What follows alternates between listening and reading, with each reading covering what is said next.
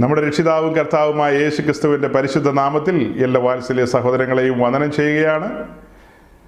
വീണ്ടും വിശുദ്ധ ദിവസം ദൈവസന്നിധിയിൽ നമുക്ക് കടന്നു വരുവാനായിട്ട് സാവകാശം ഒരുങ്ങി.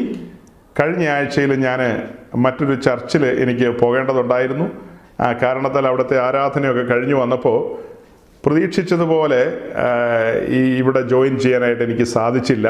കാരണം അത് ദൂരെയുള്ളൊരു ചർച്ചായിരുന്നു. അങ്ങനെ അവിടെ ദൈവവചനമൊക്കെ ശുശ്രൂഷിച്ചൊക്കെ വന്നപ്പോൾ ഇത്തിരി സമയം ലേറ്റായി. കഴിഞ്ഞ ആഴ്ച ദൈവദാസന്മാരിലൂടെ ദൈവം നമ്മോട് സംസാരിച്ചു. കഴിഞ്ഞ ആഴ്ച ഞാൻ നിങ്ങളോട് സംസാരിക്കാനായിട്ട് ആഗ്രഹിച്ചിരുന്നൊരു കാര്യമെന്ന് പറയുന്നത് അതിൻ്റെ തലേ ആഴ്ചകളിൽ നമ്മൾ പങ്കുവെച്ചുകൊണ്ടിരുന്ന കാര്യത്തിൻ്റെ ഒരു തുടർച്ച തന്നെയാണ്. അതിൻ്റെ ഒരു തുടർച്ച തന്നെയായിരുന്നു കഴിഞ്ഞ ആഴ്ച ആഗ്രഹിച്ചിരുന്നത്. എന്നാൽ ഈ പറഞ്ഞതുപോലെ എനിക്ക് ജോയിൻ ചെയ്യാനായിട്ട് സാധിച്ചില്ലല്ലോ. അതിൻ്റെ ബാലൻസ് എന്ന് പറയുന്നത് നമുക്ക് ഇന്ന് സംസാരിച്ച് മുന്നോട്ട് പോകാം. കഴിഞ്ഞ ആഴ്ച നമ്മൾ സംസാരിച്ച മെസ്സേജ് അല്പം ഒരു നീണ്ട മെസ്സേജ് ആയിരുന്നുകൊണ്ട് അത് നമ്മൾ 2 ഭാഗമായിട്ടാണ് യൂട്യൂബിൽ അപ്ലോഡ് ചെയ്യാനായിട്ട് വിട്ടത്. നമ്മൾ കുറച്ച് പേരാണ് ആ മീറ്റിങ്ങിൽ പാർട്ടിസിപ്പേറ്റ് ചെയ്തതെങ്കിലും അത് പിന്നീട് ആയിരക്കണക്കിന് ആൾക്കാർ കേട്ടു, ധാരാളം പേര് കേട്ടു. അത് ക്രൈസ്തവ ലോകത്തെ പല ഡിനോമിനേഷനുകളിൽപ്പെട്ട ആളുകൾ കേട്ടിട്ടുണ്ട്, പലതരക്കാർ കേട്ടിട്ടുണ്ട്. നമ്മൾ ഇതുവരെ യൂട്യൂബിൽ അപ്ലോഡ് ചെയ്ത മെസ്സേജുകളിൽ ഏറ്റവും കൂടുതൽ കമൻസ് വന്നത് ആ മെസ്സേജുകൾക്കാണ്, വിശേഷിച്ച് അതിൽ 2ാം പാർട്ടിന്. അതിനകത്ത് അങ്ങനെ പ്രൊവോക്ക് ചെയ്യുന്നൊന്നും നമ്മൾ പറഞ്ഞില്ല, വചനസത്യങ്ങളാണ് പറഞ്ഞത്. പക്ഷേ എന്തുകൊണ്ടോ ചിലരൊക്കെ അതിൽ സന്തോഷിച്ചു, ചിലരൊക്കെ കൗണ്ടർ ക്വസ്റ്റ്യൻസ് ഒക്കെ ആയിട്ട് വന്നു. അതിൽ വലിയ സങ്കടകരമായൊരു കാര്യം ഞാൻ പറയാം. സങ്കടകരമായ കാര്യം എന്ന് വെച്ചാൽ നമ്മൾ ഈ മെസ്സേജിൽ പറഞ്ഞ കാര്യങ്ങൾ, ചില കാര്യങ്ങൾ പ്രൂവ് ചെയ്യുകയായിരുന്നു. അപ്പോസ്തലന്മാരുടെ ചലനങ്ങളാണ് വചനത്തിലൂടെ നമ്മൾ കണ്ടെത്തി പ്രൂവ് ചെയ്തത്.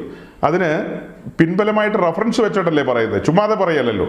അപ്പോൾ അത് വെച്ചിട്ട് ആരും തിരിച്ചൊരു കമൻസ് പറയുകയോ അല്ലെങ്കിൽ നമ്മളോട് ക്വസ്റ്റ്യൻ ചോദിക്കുകയോ അങ്ങനെയൊന്നുമല്ല. അവരെന്തൊക്കെയോ പഠിച്ചു വെച്ചിട്ടുണ്ടോ, എന്തൊക്കെയോ കേട്ടു വെച്ചിട്ടുണ്ടോ, ആ കാര്യങ്ങളെല്ലാമായിട്ടാണ് അവർ കമൻറ്റ് സെക്ഷനിൽ വന്നിട്ട് നമ്മളോട് ചോദ്യം ചോദിക്കുന്നത്. അവിടെ വേറൊരു ട്രാജഡിയും കൂടെ സംഭവിച്ചു. ആ ട്രാജഡി എന്തെന്ന് ചോദിച്ചാൽ, നമ്മൾ നോക്കുമ്പോൾ ഒരു 10-90 കമൻസ് അതിനകത്ത് കിടപ്പുണ്ട്. എന്നാൽ ചിലരൊക്കെ എഴുതുന്ന കമൻസ് ഡിലേറ്റായി പോകുന്നു എന്നുള്ളതാണ് അവർ പറയുന്നത്. അപ്പോൾ എനിക്കത് കേട്ടപ്പോൾ വിശ്വസിക്കാൻ തോന്നിയില്ല. കാരണം നമ്മൾ ഡിലേറ്റ് ചെയ്തിട്ടില്ല, പിന്നെ എങ്ങനെ ഡിലേറ്റ് ആവും? അപ്പം ഞാനതിന് മറുപടി എഴുതി. ഞാൻ എഴുതിയ മറുപടിയും കാണാനില്ല അതിനകത്ത്. അവരെഴുതിയ കമൻസും കാണാനില്ല, ഞാൻ കൊടുത്ത മറുപടിയും കാണാനില്ല. അങ്ങനത്തെ ചില കുഴപ്പങ്ങളുണ്ട്. അപ്പോൾ അവർ പിന്നെയും എഴുതി, നിങ്ങൾ ഞങ്ങളുടെ ചോദ്യങ്ങൾക്ക് മറുപടി ഇല്ലാത്തതുകൊണ്ടാണോ ഞങ്ങളുടെ ചോദ്യങ്ങളൊക്കെ മായ്ച്ചു കളയുന്നതെന്നാണ് അവരുടെ ചോദ്യം. ഞങ്ങളുടെ ചോദ്യങ്ങൾക്കൊന്നും നിങ്ങൾക്ക് മറുപടി ഇല്ലേന്ന്. മറുപടി നമ്മൾ എഴുതി വിടുന്നുണ്ട്, പക്ഷെ അത് അവർ കാണുന്നില്ല. പിന്നീട് നോക്കുമ്പോൾ അവിടെ കാണുന്നില്ല. അപ്പോൾ അതെന്തോ സാങ്കേതിക പ്രതിസന്ധിയാണെന്ന് അത്തരം സഹോദരങ്ങൾ വീണ്ടും നമ്മളെ ശ്രവിക്കുമ്പോൾ അവർക്കായിട്ട് പറയുകയാണ്. ഞങ്ങൾ മനഃപൂർവ്വമായി ഒന്നും ഡിലേറ്റ് ചെയ്യുന്നതല്ല. അങ്ങനെയെങ്കിലും മൊത്തം ഡിലേറ്റ് ചെയ്യണമല്ലോ. ഏതെങ്കിലും ഒരു ക്വസ്റ്റ്യൻ മാത്രം ഡിലേറ്റ് ചെയ്യേണ്ട ആവശ്യമില്ല. അത് സാങ്കേതിക പ്രശ്നമാണ്. ആ സാങ്കേതിക പ്രശ്നം എന്തെന്ന് എനിക്കറിയില്ല. തുറന്നു പറഞ്ഞാൽ അതിനെക്കുറിച്ച് അറിവുള്ള ആരെങ്കിലും പറഞ്ഞു തരികയാണെങ്കിൽ അത് വേണ്ട രീതിയിൽ കൈകാര്യം ചെയ്യാം. യൂട്യൂബിലെ എല്ലാ കാര്യങ്ങളൊന്നും നമുക്കറിയില്ല. നമ്മൾ മെസ്സേജ് അപ്ലോഡ് ചെയ്യുന്നു, കമൻസിന് നമുക്ക് കഴിയുന്ന രീതിയിൽ നമ്മൾ മറുപടി നൽകുന്നുണ്ട്. പിന്നെ പല സഹോദരങ്ങളും പരസ്പരം അവരുടെ ബോധ്യങ്ങൾക്കനുസരിച്ച് അവരതിനകത്തൊക്കെ കാര്യങ്ങൾ എഴുതുന്നുണ്ട്, പറയുന്നുണ്ട്. അപ്പം അങ്ങനെയുള്ള സഹോദരങ്ങൾ സംശയിച്ചതിൻ്റെ ഒരു തിരുത്താണ് ഞാൻ നൽകുന്നത്. ഞങ്ങൾ മനഃപൂർവ്വമായിട്ട് ഒരു മെസ്സേജും ഡിലേറ്റ് ചെയ്യില്ല. ആളുകളെ ഹരാസ് ചെയ്യുന്ന രീതിയിലുള്ള അല്ലെങ്കിൽ യാതൊരു പ്രയോജനവുമില്ലാത്ത രീതിയിലുള്ള വർത്തമാനങ്ങളുണ്ട്, വെറും വർത്തമാനങ്ങൾ. അങ്ങനത്തെ കാര്യങ്ങൾ കണ്ടാൽ കാണുന്ന മാത്രയിൽ ഡിലേറ്റ് ചെയ്ത് കളയും. കാരണം ഇത് സ്ത്രീകളും കുട്ടികളും അങ്ങനെ പലതരം ആളുകൾ വന്ന് കാണുകയും കേൾക്കുകയൊക്കെ ചെയ്യുന്ന ഒരു പ്ലാറ്റ്ഫോമാണ്. അവിടെ ആളുകളുടെ കസറത്തിനൊന്നും നമ്മൾ അവസരം തരില്ല. നിങ്ങൾക്ക് ന്യായമായിട്ട് പറയാനുള്ള കാര്യങ്ങൾ പറഞ്ഞാൽ നമ്മൾ കേൾക്കും. അപ്പോൾ ഇന്ന് ഞാൻ പറഞ്ഞു വരുന്നതിൻ്റെ ഒരു കാര്യം എന്ന് പറയുന്നത്, കഴിഞ്ഞ ആഴ്ചകളിലെ മെസ്സേജിൽ ആ കമൻസിൽ കടന്നു വന്ന വളരെ വിസ്മയകരമായ കമൻസ് ഉണ്ട്. ഒരുപക്ഷെ നിങ്ങളിൽ പലരും ചിന്തിക്കാത്ത കാര്യങ്ങളായിരിക്കാം നമ്മുടെ വാത്സല്യ സഹോദരങ്ങൾ കമൻറ്റ് സെക്ഷനിൽ എഴുതി വെച്ചിരിക്കുന്നത്. അപ്പോൾ അത് പലരിൽ നിന്നും വന്നപ്പോൾ എനിക്ക് ഒരു ചിന്ത വന്നു, നിശ്ചയമായും ഈ കാര്യത്തെ അഡ്രസ്സ് ചെയ്യണമല്ലോ എന്ന്. അതായത് നമ്മൾ പറഞ്ഞുകൊണ്ടിരിക്കുന്ന കാര്യത്തിൻ്റെ ഒരു പിന്തുടർച്ച തന്നെയാണ്. അതായത് യഥാർത്ഥ അപ്പോസ്തോലിക പാരമ്പര്യം പേറുന്നവർ, അത് ചുമക്കുന്നവർ, അത് പെന്തക്കോസ്തരാണ്. അവരാണ് ഈ അപ്പോസ്തോലന്മാരുടെ ആ നടപ്പിനനുസരിച്ച് ഇന്നും നടക്കുന്നത്. ആ ശുശ്രൂഷയുടെ പാറ്റേൺ അങ്ങനെ തന്നെ, ആ മാതൃക അങ്ങനെ തന്നെ കീപ്പ് ചെയ്യുന്നു എന്നൊക്കെയാണ് നമ്മൾ പറഞ്ഞു പോയത്. അപ്പോൾ അതിനോടുള്ള ബന്ധത്തിലാണ് നമുക്ക് ചില കാര്യങ്ങൾ പറയാനുള്ളത്. അതിൽ ഒരു 2-3 പേര്, അവരുടെ പേര് ഞാനങ്ങ് മറന്നുപോയി, ആ സഹോദരങ്ങൾ അവരെഴുതിയിരിക്കുന്ന അത് എനിക്ക് ഭീവത്സമായിട്ടാണ് തോന്നുന്നത്. ഒരു ക്രൈസ്തവന്റെ അധരത്തിൽ നിന്ന് അല്ലെങ്കിൽ അവൻ്റെ തൂലിക തുമ്പിൽ നിന്നോ വരുവാൻ പാടില്ലാത്ത ഒരു മണ്ടത്തരമല്ല, മഹാമണ്ടത്തരം. അതായത് കർത്താവായ യേശുക്രിസ്തുവിൻ്റെ ക്രൂശ് മരണം, ആ ക്രൂശ് മരണത്തോടുള്ള ബന്ധത്തിൽ 2 കാര്യങ്ങളുണ്ട്. ഒന്ന്, മർക്കോസിന്റെ സുവിശേഷം 15-ാം അധ്യായത്തിലേക്ക് വരുമ്പോൾ നമ്മൾ കാണുന്നൊരു കാഴ്ചയാണ്, മഹാപുരോഹിതൻ വസ്ത്രം കീറുന്നു. മഹാപുരോഹിതനെ കുറിച്ചും അവൻ്റെ വസ്ത്രത്തെക്കുറിച്ചും നമ്മൾ കാണുന്നത് ലേവ്യ പുസ്തകം 21-ാം അധ്യായത്തിലാണ്. അതിൻ്റെ ഡീറ്റെയിൽസ് അവിടെയുണ്ട്. വസ്ത്രം ഒരിക്കലും കീറാൻ പാടില്ല, വസ്ത്രം ശവത്തിലിടാൻ പാടില്ല. അതായത് മഹാപുരോഹിതൻ മരിക്കുന്നതിന് മുൻപ് തന്നെ ദൈവിക നിയോഗത്താൽ അടുത്ത അനന്തരാവകാശിക്ക്, അതായത് ദൈവം നിയോഗിക്കുന്ന അടുത്തയാള്, ഇപ്പം അഹ്റോനാണ് അഹ്റോന്റെ മൂത്തപുത്രൻ, അങ്ങനെ അത് കൈമാറി പോകണം എന്നുള്ളതാണ് അവിടെ വ്യക്തമായിട്ട് പറയുന്നത്. പക്ഷെ നമ്മളിവിടെ കാണുന്നത് മഹാപുരോഹിതൻ വസ്ത്രം കീറി എന്നുള്ള കാര്യമാണ്. മഹാപുരോഹിതൻ വസ്ത്രം കീറി, അതായത് നമ്മുടെ കർത്താവിനോട് ചോദിക്കുന്ന ചോദ്യത്തിന് മറുപടി വന്നപ്പോൾ അത് ദൈവദൂഷണമെന്ന് ചിന്തിച്ചുകൊണ്ട് മഹാപുരോഹിതൻ വസ്ത്രം കീറി. അവിടെ അഹ്റോന്യ പൗരോഹിത്യത്തെയാണ് കീറിക്കളഞ്ഞത്. ആ പൗരോഹിത്യത്തെ കീറിക്കളഞ്ഞുകൊണ്ട് മെൽക്കീസദേക്കിന്റെ ക്രമപ്രകാരം ഒരു പുതിയ പൗരോഹിത്യ ക്രമം വരുന്നു അനധിവിദൂര ഭാവിയിൽ. അതായത് ചില ദിവസങ്ങൾക്ക് ശേഷം അത് സംഭവിക്കുന്നു. അടുത്ത കാര്യം, കർത്താവിന്റെ ക്രൂശ് മരണ സമയത്ത് അവിടുന്ന് ക്രൂശി കിടക്കുന്ന ആ ഒരു നിമിഷമുണ്ടല്ലോ, ആ സമയങ്ങൾ നമുക്കറിയാം. അതിൻ്റെ അവസാനം എല്ലാം നിവൃത്തിയായി എന്ന് പറഞ്ഞ സമയം ദൈവാലയത്തിലെ തിരശീല മുകൾ തൊട്ട് താഴെ വരെ ചിന്തിപ്പോയി എന്നുള്ളതാണ് നമ്മൾ കാണുന്നത്. ദൈവാലയത്തിലെ തിരശീല മുകൾ തൊട്ട് താഴെ വരെ ചിന്തിപ്പോയി. അങ്ങനെ തിരശീല ചിന്തിപ്പോയ കാഴ്ചയാണ് അവിടെ കാണുന്നത്. തിരശീല ചിന്തുക എന്ന് പറഞ്ഞാൽ അവിടുത്തെ ദൈവമഹത്വം പുറത്തുപോയി. ദൈവമഹത്വം, ദൈവാലയത്തിൽ ദൈവമഹത്വമുണ്ട്, ദൈവ സാന്നിധ്യമുണ്ട്. ആ ദൈവ സാന്നിധ്യം പുറത്തു പോയിക്കൊണ്ട് തിരശീല ചിന്തപ്പെട്ടു. അതാണ് 2ാമത്തെ പ്രധാനപ്പെട്ട കാര്യം പറയാനുള്ളത്. അപ്പോൾ അങ്ങനെ ഈ 2 കാര്യങ്ങളും നിലനിൽക്കെ നമ്മുടെ കമന്റ് സെക്ഷനിൽ വന്ന, എനിക്ക് തോന്നുന്നു യാക്കോബായ, ഓർത്തഡോക്സ് മുതലായ സഹോദരങ്ങൾ, കാത്തലിക്സ് ഒക്കെ ഉണ്ട് ചിലരൊക്കെ, കൂടുതലും ആദ്യം പറഞ്ഞ സിറിയൻ പാരമ്പര്യത്തിലുള്ളവരാണ് കമന്റ് സെക്ഷനിൽ വന്ന് അവരുടേതായ അറിവുകൾ പങ്കുവെക്കാനായിട്ട് പരിശ്രമിച്ചത്. അവരുടെ അറിവ് എന്താണെന്നറിയാവോ? യേശുക്രിസ്തു മുന്നമേ പറഞ്ഞു, എൻ്റെ പിതാവിൻ്റെ ആലയം സകല ജാതികൾക്കുമുള്ള പ്രാർത്ഥനാലയമെന്ന് കർത്താവ് പറഞ്ഞു. സകല ജാതികൾക്കുമുള്ള പ്രാർത്ഥനാലയമാണെന്ന്. ആ കമന്റ്സ് എല്ലാം വായിച്ചിട്ട് 1 by 1 ആയിട്ട് മറുപടി പറയേണ്ട കാര്യങ്ങളായിരുന്നു. പക്ഷെ നമുക്കിപ്പോൾ അതിനുള്ള സാഹചര്യം ഇല്ലാതെ പോയിരിക്കുന്നു എന്നുള്ളതാണ് ഒരു വസ്തുത. അപ്പോൾ അദ്ദേഹം അങ്ങനെ അവർ പറഞ്ഞു വരുന്നത് യെരുശലേം ദൈവാലയം സകലർക്കുമുള്ള പ്രാർത്ഥനാലയമാണ്. അത് കഴിഞ്ഞിട്ട് ഞാനൊരു അധ്യായം ഇപ്പോൾ തുറക്കും. അത് അപ്പോസ്തല പ്രവൃത്തി 3-ാം അധ്യായമാണ്. അതൊരു കീറാമുട്ടി പോലെ കിടക്കുന്ന ഒരു അധ്യായമാണ്. അങ്ങനെ നിങ്ങൾക്ക് ആർക്കും ചിലപ്പോൾ തോന്നുന്നില്ലായിരിക്കാം. പക്ഷെ എൻ്റെ ശുശ്രൂഷാ ജീവിതത്തിൽ അനേകരോട് സുവിശേഷം പറയാനായിട്ട്, വ്യക്തിപരമായി സുവിശേഷം പറയുവാൻ പല ഭവനങ്ങളിലൊക്കെ കയറി ഇറങ്ങിയിട്ടുണ്ട്. ചില വ്യക്തികളോട് നേരിട്ട് സംസാരിച്ചിട്ടുണ്ട്. ആ സമയങ്ങളിലൊക്കെ ഈ 3-ാം അധ്യായം അവരെടുത്തുകൊണ്ട് വരും. 3-ാം അധ്യായം, അതായത് എപ്പിസ്കോപ്പൽ സഭകളിലുള്ള വാത്സല്യ സഹോദരങ്ങളാണ് പൊതുവെ അങ്ങനെ ചെയ്യുന്നത്. കാരണം അവർക്കൊരു ധാരണയുണ്ട് ഏതാണ്ട് അറിയാമെന്ന്, പക്ഷെ ഒന്നും അറിയില്ലെന്നുള്ളതാണ് സത്യം. ആ അജ്ഞതയിൽ നിന്നാണ് അവർ പറയുന്നത് പത്രോസും യോഹന്നാനും ശേഷ അപ്പോസ്തലന്മാരും യെരുശലേം ദൈവാലയത്തിൽ പ്രാർത്ഥിക്കാൻ പോയിന്ന്. തരക്കേടില്ല, അവർ യെരുശലേം ദൈവാലയത്തിൽ പ്രാർത്ഥിക്കാൻ പോയി. അപ്പൊ ദൈവാലയത്തിന്റെ പ്രസക്തിയാണ് ഇവർ പറഞ്ഞു വരുന്നത്. ദൈവാലയത്തിന്റെ പ്രസക്തി നിങ്ങളെ സംബന്ധിച്ച്, അതായത് ഈ പെന്തക്കോസ്തർ എന്നൊക്കെ പറയുന്ന ആളുകളെ സംബന്ധിച്ച് നിങ്ങൾക്ക് ദൈവാലയം ഉണ്ടോ? അപ്പോസ്തലന്മാരുടെ നടപടി നിങ്ങളാണ് പിന്തുടരുന്നതെന്ന് നിങ്ങൾ പറയുന്നു. പക്ഷെ അപ്പോസ്തലന്മാർ യെരുശലേം ദൈവാലയത്തിൽ പ്രാർത്ഥിക്കാൻ പോയി. നിങ്ങൾ എന്തുകൊണ്ട് ദൈവാലയത്തിൽ പ്രാർത്ഥിക്കാൻ പോകുന്നില്ല?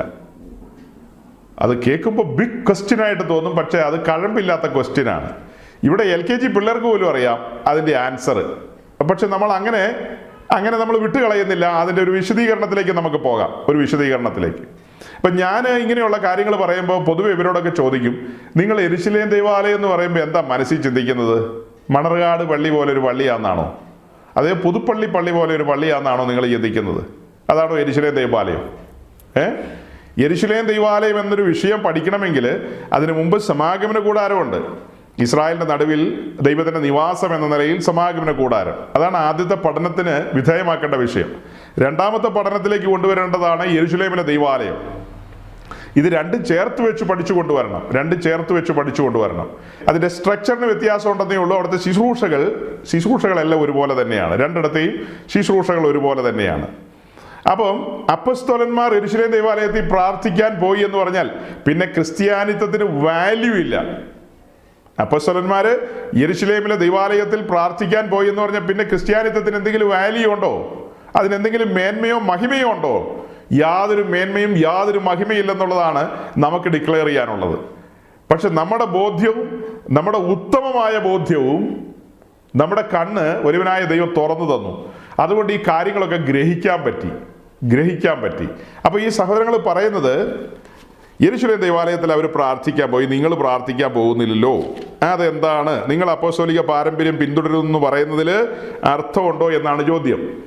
ഇപ്പം ഞാൻ സംസാരിക്കുന്നത് ഏതാണ്ട് 2 വർഷക്കാലം ടാബർനാക്കിൾ അഥവാ സമാഗമന കൂടാരം എന്ന വിഷയം ധ്യാനിച്ച ഒരു പ്ലാറ്റ്ഫോമിൽ നിന്നുകൊണ്ടാണ്.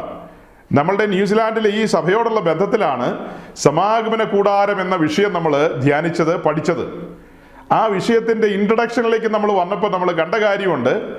ദൈവത്തിന്റെ നിവാസങ്ങൾ എന്ന കാര്യത്തെക്കുറിച്ച് പറയുമ്പോൾ സമാഗമന കൂടാരം എന്ന ടെമ്പററി സ്ട്രക്ചർ, പിന്നത്തേതിൽ ശലോമോനാൽ പണിയപ്പെട്ട ആ പെർമനന്റ് സ്ട്രക്ചർ അഥവാ യെരുശലേം ദൈവാലയം, അത് കഴിഞ്ഞ് നമ്മൾ കണ്ടത് യേശു ക്രിസ്തു ഈ ഭൂമിയിൽ ഒരു മൺമയ കൂടാരത്തിൽ, പിന്നത്തേതിൽ നാം കാണുന്നത് യേശു ക്രിസ്തു ഇപ്പോൾ ഒരു വിൺമയ കൂടാരത്തിൽ അഥവാ ഒരു തേജസ്കരിക്കപ്പെട്ട ശരീരത്തിൽ, അതായത് ഒരു ആലയത്തിൽ എന്നുള്ളതാണ് നമ്മൾ കാണുന്നത്. പിന്നീട് നമ്മൾ കണ്ടത് കർത്താവിൻ്റെ സഭ ഇപ്പോൾ സഞ്ചരിക്കുന്നവരുടെ സംഘം എന്ന നിലയിൽ കൂടാരവാസികളായി അവർ ഈ ഭൂമിയിൽ അന്യരും പരദേശികളും എന്ന് പറഞ്ഞുകൊണ്ട് അങ്ങനെ മുൻപോട്ട് പ്രയാണം ചെയ്തു പോകുന്നവരുടെ ഒരു സംഘമായിട്ട് കാണുകയാണ്. അത് കഴിഞ്ഞിട്ട് കണ്ടത് വെളിപ്പാട് ദിവസം 21-ാം അധ്യായത്തിലേക്ക് വരുമ്പോൾ ഇങ്ങനെ സഞ്ചരിക്കുന്നവരുടെ കൂട്ടം പിന്നത്തേതിലൊരു പെർമനന്റ് സ്ട്രക്ചർ എന്ന നിലയിൽ ഒരു വിശുദ്ധ നഗരം എന്ന നിലയിൽ അവർ മാറ്റപ്പെടുകയാണ്. ഒരു വിശുദ്ധ നഗരം എന്ന നിലയിൽ, തേജസ്സിന്റെ നഗരം, പുതിയ യെരുശലേം എന്ന് പറയുന്ന അലങ്കരിക്കപ്പെട്ട ഒരുക്കപ്പെട്ട കുഞ്ഞാടിന്റെ കാന്ത എന്ന നിലയിൽ ആ ഒരു നഗരത്തെ കുറിച്ച് നമ്മൾ പിന്നത്തേതിൽ കാണുകയാണ്. അങ്ങനെ ഒരു കാഴ്ചയാണ് പിന്നെ കാണുന്നത്.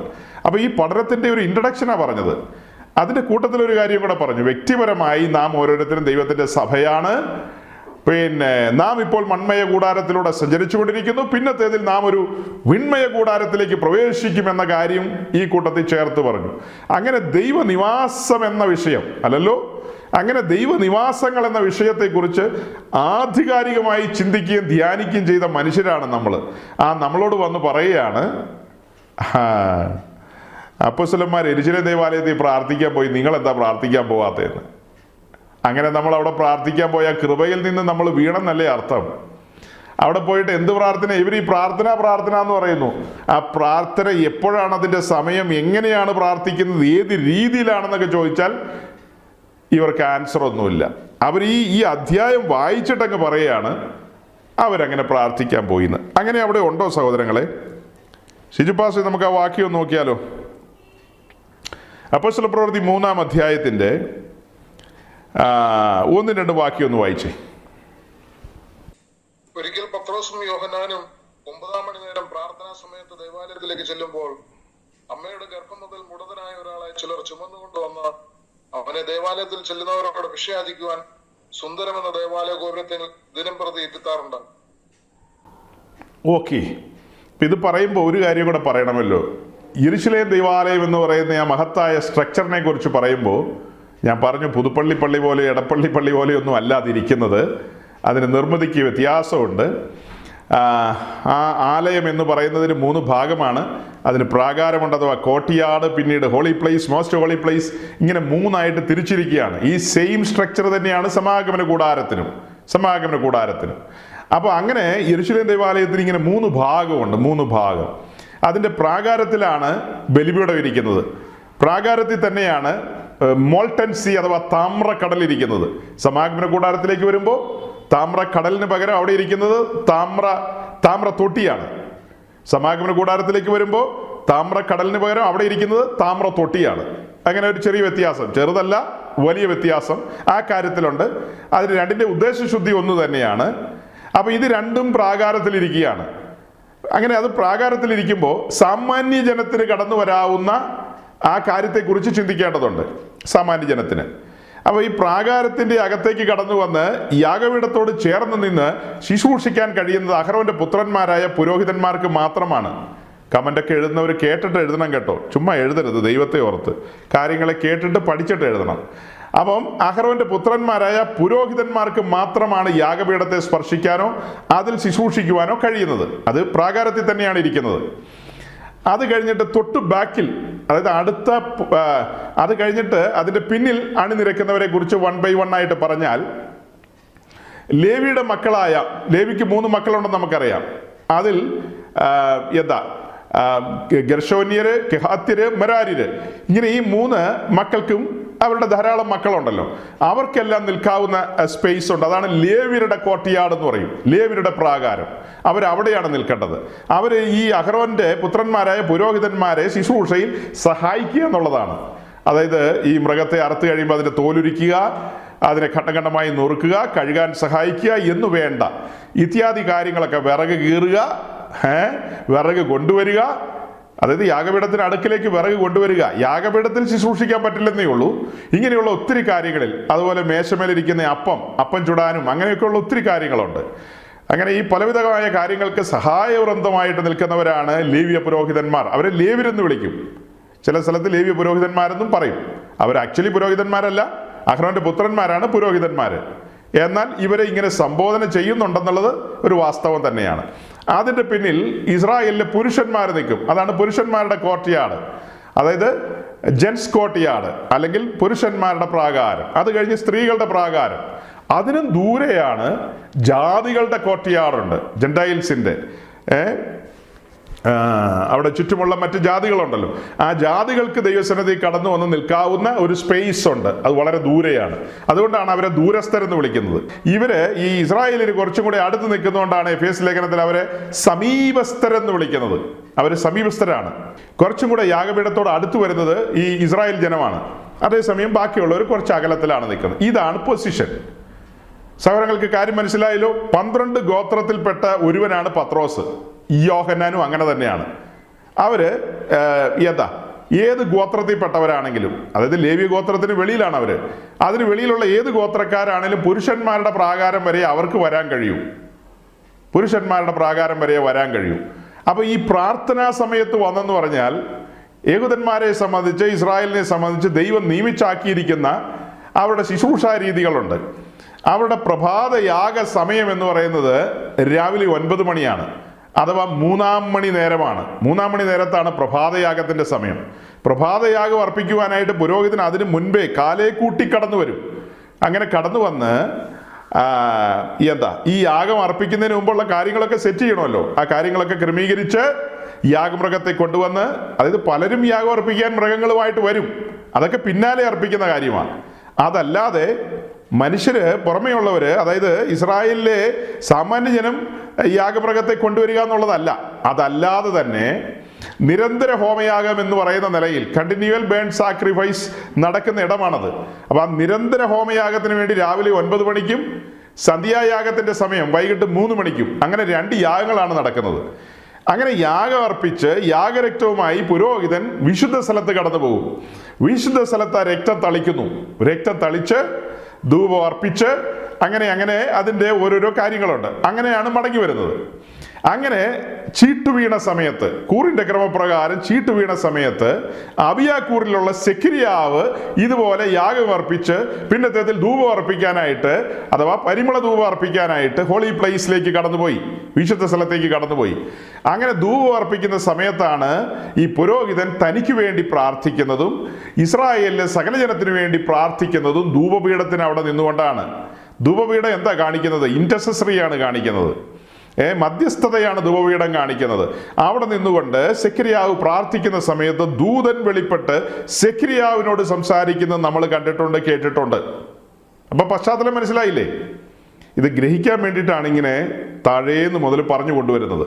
അപ്പൊ അങ്ങനെ വിശുദ്ധ സ്ഥലത്ത് നിന്ന് പ്രാർത്ഥിക്കുന്ന സമയമുണ്ട്. ആ പ്രാർത്ഥന എന്ന് പറയുന്നത് നമ്മൾ ഇന്ന് ഇങ്ങനെ സാഹിത്യ ഭാഷയിൽ പ്രാർത്ഥിക്കുന്ന പോലത്തെ ഒരു പ്രാർത്ഥനയല്ല. ധൂപം അർപ്പിക്കുക എന്നുള്ളതാണ്. ധൂപം അർപ്പിച്ചുകൊണ്ടാണ് അദ്ദേഹം ചില കാര്യങ്ങൾ ദൈവസന്നിധിയിൽ ഉണർത്തിക്കുന്നത്. ധൂപം അർപ്പിക്കും. ധൂപാർപ്പണം കഴിഞ്ഞ് പിന്നെ അവർ പുറത്തേക്ക് വരും, പുരോഹിതൻ പുറത്തേക്ക് വരും. ഈ ധൂപാർപ്പണത്തോടുള്ള ബന്ധത്തിൽ നമ്മൾ സമാഗമന കൂടാരത്തിൻ്റെ സ്റ്റഡിയിൽ ധൂപപീഠം എന്നുള്ള വിഷയത്തിൽ സംസാരിച്ചിരുന്നു അല്ലേ? ഇൻസെൻസ് ഓൾട്ടർ എന്നുള്ള വിഷയത്തിൽ അത് ഒരളവിൽ സംസാരിച്ചിരുന്നു. അതിനെക്കുറിച്ച് ഞാൻ സാറ്റർഡേ മീറ്റിങ്ങിൽ കുറച്ച് കാലം മുന്നോട്ട് വന്നു കഴിയുമ്പോൾ സത്യാരാധന എന്നുള്ളൊരു കാര്യം പറയുമ്പോൾ ഒന്നുകൂടെ വിശദീകരിക്കാനായിട്ട് താല്പര്യപ്പെടുന്നുണ്ട്. അന്ന് പറയാൻ വിട്ടുപോയ കാര്യങ്ങളും കൂടുതൽ വിശദമാക്കേണ്ടതുമായ മേഖലകളുണ്ട്. ആ കാര്യങ്ങളെയൊക്കെ ഒന്നുകൂടെ വിശദമാക്കേണ്ടതുണ്ടെന്നൊരു ചിന്ത ഭരിക്കുന്നുണ്ട്. അപ്പോൾ സഹോദരങ്ങളെ, ഈ പറയപ്പെട്ട നിലയിൽ ഈ ധൂപം അർപ്പിക്കുന്ന സമയം, അതാണ് പഴയ നിയമത്തിൽ ധൂപം അർപ്പിക്കുന്ന ആ കാര്യമാണ് പുതിയ നിയമത്തിലേക്ക് വരുമ്പോൾ നമ്മൾ എന്ന് പറയുന്ന ആത്മാവിലുള്ള ആരാധന. അത് വളരെ ഡീറ്റെയിൽ ആയിട്ട് പഠിക്കേണ്ട ഒരു കാര്യമാണ്. പലരും ഈ കാര്യത്തിൽ അജ്ഞരായിക്കൊണ്ട് അവർ കമൻസ് ഒക്കെ എഴുതുന്നതൊക്കെ കാണണം. പല സ്ഥലങ്ങളിലും പോയി അയ്യോ മഹാമണ്ഡത്തരങ്ങളാണ് പലരും പറയുന്നത്. അപ്പോൾ ഇതൊക്കെ 1 by 1 ആയിട്ട് സ്റ്റെപ്പ് ബൈ സ്റ്റെപ്പായിട്ട് പഠിച്ച് നമ്മൾ വരുമ്പോഴാണ് നമുക്ക് ഈ ചോദ്യങ്ങളൊക്കെ ആൻസർ ചെയ്യാനായിട്ട് പറ്റുന്നത്. നമുക്ക് ഫലപ്രദമായിട്ട് ഇതിനൊക്കെ മറുപടി കൊടുക്കാൻ കഴിയുന്നത് നമുക്ക് മാത്രമാണ്. കാരണം ഇത് ഇത്ര കൃത്യതയോടെ നമുക്ക് വെളിപ്പെട്ട് കിട്ടുന്നത്. പ്രഭാതയാഗത്തിന്റെ സമയത്ത് പുരോഹിതൻ വന്ന് യാഗം അർപ്പിക്കുന്നു, പിന്നത്തേതിൽ ധൂപം അർപ്പിക്കുന്നു. ആ ധൂപം അർപ്പിക്കുന്ന സമയത്തിന്റെ ആ നിമിഷങ്ങൾ വർണ്ണിക്കണം. അത് ഇസ്രായേൽ ഭയന്ന് നിൽക്കുന്ന നിമിഷങ്ങളാണ്. പുരോഹിതൻ ധൂപപീഠത്തിൽ ധൂപം അർപ്പിക്കുന്ന സമയത്ത് ഒരു സഹായി കൂടെ ഉണ്ടാകും. ധൂപം അർപ്പിക്കുന്ന സമയത്തല്ല, ധൂപം അർപ്പിക്കാനുള്ള സഹായത്തിനായിട്ട് ഒരാൾ അതുവരെ കൂടെ ഉണ്ടാകും. ധൂപാർപ്പണം തുടങ്ങിക്കഴിഞ്ഞാൽ ആ സഹായിയായ പുരോഹിതൻ വെളിയിലേക്ക് പോകണം. ആ സമയത്ത് ഇസ്രായേലിലെ സാമാന്യ ജനം തങ്ങൾക്ക് നിയമിക്കപ്പെട്ടിരിക്കുന്ന കോർട്ട്യാർഡിൽ അവർ ഓരോരുത്തരും ഉണ്ട്.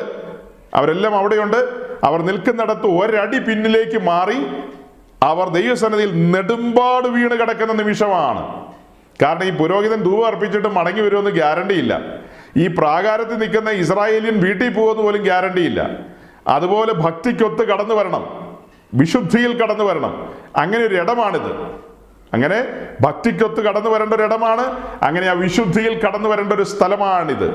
മനസ്സിലായില്ലേ? ആ ധൂപാർപ്പണത്തിന്റെ സമയം നമ്മെ സംബന്ധിച്ച് അതാണ് ആത്മാവിലുള്ള ആരാധനയുടെ സമയം. ആ സമയം അതീവ ഗൗരവമാണ്, വളരെ സീരിയസ് ആയ കാര്യമാണ്. അപ്പൊ അങ്ങനെ ആ സീരിയസ് ആയ കാര്യം നടക്കുന്ന സമയം പുരോഹിതൻ അവിടെ നിന്ന് ദൈവത്തോട് ചില കാര്യങ്ങളൊക്കെ പറയും. തൻ്റെ കാര്യങ്ങളും ഇസ്രായേലിന്റെ കാര്യങ്ങളും ഒക്കെ പറഞ്ഞിട്ട് മടങ്ങി വരും. ഈ സമയത്ത് പത്രോസിനും യോഹന്നാനും അതിനകത്ത് പോകാമെന്ന് കണ്ടുപിടിക്കുന്നവൻ മഹാപണ്ഡിതൻ തന്നെയാണ്, മഹാപണ്ഡിതന്മാരാണ്. നിങ്ങൾ ചിന്തിച്ചു നോക്കി, മനുഷ്യരുടെ തലയിൽ ആൾപ്പാർപ്പുണ്ടോന്ന്? എന്തെങ്കിലും ചിന്തയുണ്ടെങ്കിൽ ഈ കാര്യങ്ങളെക്കുറിച്ച് ഏതെങ്കിലും അച്ഛനോട് ചോദിച്ചാൽ അറിയില്ല. മെത്രാനുണ്ടല്ലോ, 15-20 വർഷം പഠിച്ച മെത്രാനോട് പോയി ചോദിച്ചിട്ട് വരൂ. മെത്രാനോട് ചോദിച്ചിട്ട് കിട്ടിയില്ലെങ്കിൽ കാതോലിക്കോട് ചോദിക്കൂ. പുള്ളിക്ക് അറിയില്ലെങ്കിൽ പാത്രിയാർക്കീസിനോട് ചോദിക്കൂ. അവിടെ അറിയില്ലെങ്കിൽ അങ്ങ് റോമിൽ പോയി മാർപ്പാപ്പയോട് ചോദിക്കൂ. നമ്മൾ പരസ്യമായിട്ട് ഇങ്ങനെയുള്ള കാര്യങ്ങളൊക്കെ പറയുമ്പോൾ അത് വിഡിത്തമായി പോകരുത്. അപ്പോസ്തലന്മാരാരും യെരുശലേം ദേവാലയത്തിൽ ക്രൂശീകരണത്തിന് ശേഷം പ്രാർത്ഥനയ്ക്കായിട്ട് പോയിട്ടില്ല. പ്രാർത്ഥനാ സമയത്ത് അവരവിടെ കടന്നു ചെന്നെന്ന് പറഞ്ഞാൽ ഇത് ബൃഹത്തായൊരു നിർമ്മിതിയാണ്. ഇതിന് ചുറ്റും ഒരു ചുറ്റുമതിലുണ്ട്. അതിന് 12 വാതിലുകളുണ്ട്. അങ്ങനെ ആ 12 വാതിലുകളും അതിന് വെളിയിലും സ്പേസുകളുണ്ട്. അവിടെ വലിയ പുരുഷാരം കടന്നു വരും. യാഗാർപ്പണത്തിനും അവരുടേതായ കാര്യങ്ങൾക്കൊക്കെ ആലയത്തിലെ പല ശുശ്രൂഷകളുണ്ട് അവിടെ. യഹൂദന്മാരെ സംബന്ധിച്ച് സ്ത്രീകൾ പ്രസവിച്ചതിന് ശേഷം ശുദ്ധീകരണത്തിന് കടന്നു വരും, കുഞ്ഞുങ്ങളെ കൊണ്ടുവരും, പരിച്ഛേദനയോടുള്ള ബന്ധത്തിൽ വരും. അങ്ങനെ അനവധി കാര്യങ്ങൾക്ക് ആളുകൾ കടന്നു വരും. അപ്പോൾ വലിയൊരു ജനവർഗം അവിടെ കടന്നു വരും, വലിയൊരു ജനവർഗം. അത് പ്രഭാതത്തിലും വരും, ഈ പറഞ്ഞ സന്ധ്യായാഗത്തിന്റെ സമയത്തൊക്കെ ജനം അവിടെ കടന്നു വരും. ആ സമയം നോക്കി അപ്പോസ്തലന്മാർ അവിടെ കടന്നു വന്ന്, അപ്പോസ്തലന്മാർക്കൊന്നും ഈ യെരുശലേം ദേവാലയത്തിൽ കടക്കാൻ പറ്റില്ല സ്നേഹിതരെ. കാരണം അവരാരും അഹരോന്റെ പുത്രന്മാരാണോ? അല്ലെങ്കിൽ ആ വംശാവലിയിൽ നിൽക്കുകയാണോ? അവർ വേറെ പല ഗോത്രക്കാരല്ലേ. അവർക്ക് എങ്ങനെ യെരുശലേം ദേവാലയത്തിൽ പ്രവേശിക്കാം? അവർക്ക് നിൽക്കാവുന്ന കോർട്ട്യാർഡുണ്ട്, അവിടം വരെ നിൽക്കാം, അത്രയേ ഉള്ളൂ. അത്രമാത്രം അവർക്കും കടന്നു പോകാം. ആ സ്ഥലത്തേക്ക് ഇപ്പൊ ഈ പറഞ്ഞ മുടന്തനായ മനുഷ്യന് അവിടെ പോലും കടന്നു വരാൻ കഴിയില്ല. ഈ മുടന്തൻ അങ്ങോട്ടൊന്നും കടന്നു വരാൻ കഴിയില്ല. അതുകൊണ്ടാണ് അദ്ദേഹം ഈ വാതിൽക്കലിരുന്ന് ഭിക്ഷ യാചിച്ചുകൊണ്ടിരിക്കുന്നത്. പത്രോസിനെയും യോഹന്നാനെയും കണ്ടപ്പോൾ അവൻ ഉറ്റുനോക്കി എന്തെങ്കിലും വെള്ളി നാണയങ്ങൾ കിട്ടുമെന്നോർത്ത്. അപ്പോഴാണ് അവർ പറയുന്നത്, ഇതൊന്നും ഞങ്ങളുടെ കയ്യിലില്ല, നസ്രായന യേശുവിന്റെ നാമത്തിൽ എഴുന്നേറ്റ് വരാനായിട്ട് പറയുന്നത്. അങ്ങനെ ആ സൗഖ്യം പ്രാപിച്ച അവനുമായിട്ട് അകത്തേക്ക് കടന്നുപോയി എന്നാണ് നമ്മൾ വായിക്കുന്നത്. ദൈവാലയത്തിലേക്ക് കടന്നെന്ന് എന്ന് പറഞ്ഞാൽ അർത്ഥം എന്താ? യാഗം അർപ്പിക്കാൻ പോയി എന്നാണോ? അതേ ധൂപം അർപ്പിക്കാൻ പോയി എന്നാണോ? ഇവനെയും കൂട്ടിക്കൊണ്ട് അവർക്ക് പ്രാകാരം വരെ, ഇവനെയും കൂട്ടിക്കൊണ്ട് പുരുഷന്മാരുടെ പ്രാകാരം വരെ അവന് പോകാം. ലേവ്യരുടെ പ്രാകാരത്തിലേക്ക് അവർക്ക് ആർക്കും കടക്കാൻ പറ്റില്ല, ഒരു മനുഷ്യനും കടക്കാൻ പറ്റില്ല. അത് ലേവ്യ കുലത്തിലായിരിക്കണം, എങ്കിൽ ലേവ്യരുടെ പ്രാകാരത്തിലേക്ക് കടക്കാം. അപ്പോൾ അപ്പോസ്തലന്മാരാരും ഈ യെരൂശലേം ദേവാലയത്തിനകത്തേക്ക് പിന്നെ കടന്നുപോയി ഈ യാഗം അർപ്പിച്ചു, ധൂപം അർപ്പിച്ചു എന്നൊക്കെ പറഞ്ഞു കഴിഞ്ഞാൽ അതിലെ മണ്ടത്തരം മനസ്സിലാക്കണം. പിന്നെ യേശുക്രിസ്തു ക്രൂശിൽ കയറിയത് എന്തിനാ? നസ്രാണികൾ പറയുന്ന കാര്യമാണ് ഇത്. പിന്നെ യേശുക്രിസ്തുവിന്റെ പരമയാഗം എന്തിനു വേണ്ടിയായിരുന്നു? അപ്പൊ അതിന് ഇവർ പറയുന്നത് തിരശ്ശീല ചിന്തിയത് പുതുവഴി തുറക്കാനാണ്. തിരശ്ശീല ചിന്തിയത് പുതുവഴി തുറക്കാനാണ്. പുതിയ ആരാധനക്രമം ആരംഭിക്കുകയാണ്. അതായത് കുർബാന ആരംഭിക്കാൻ പോകുന്ന അതിനകത്ത് കാല് തല്ലി ഒടിക്കും അന്നാസും കയ്യപ്പാവും അങ്ങോട്ട് കുർബാന അർപ്പിക്കാൻ ചെന്ന.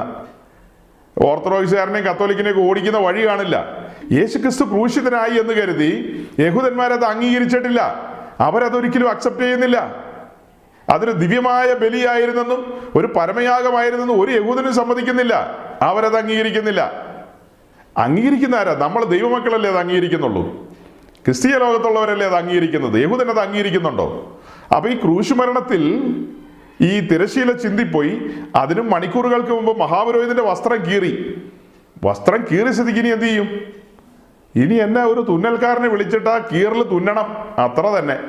അത് മഹാപുരോഹിതൻ തുന്നിച്ചേർത്തു. പിന്നെ തിരശ്ശീല അവര് നേരം വെളുക്കുന്നതിന് മുമ്പ് എന്ത് ചെയ്തു? അതും തുന്നി ക്ലിയർ ചെയ്തു. ഏതെങ്കിലും വിധത്തിൽ അത് ക്രമീകരിച്ചു എന്ന് ചിന്തിച്ചോ? ക്രമീകരിച്ചിട്ട് അടുത്ത ദിവസം രാവിലെ ഇവിടെ യാഗം നടന്നു.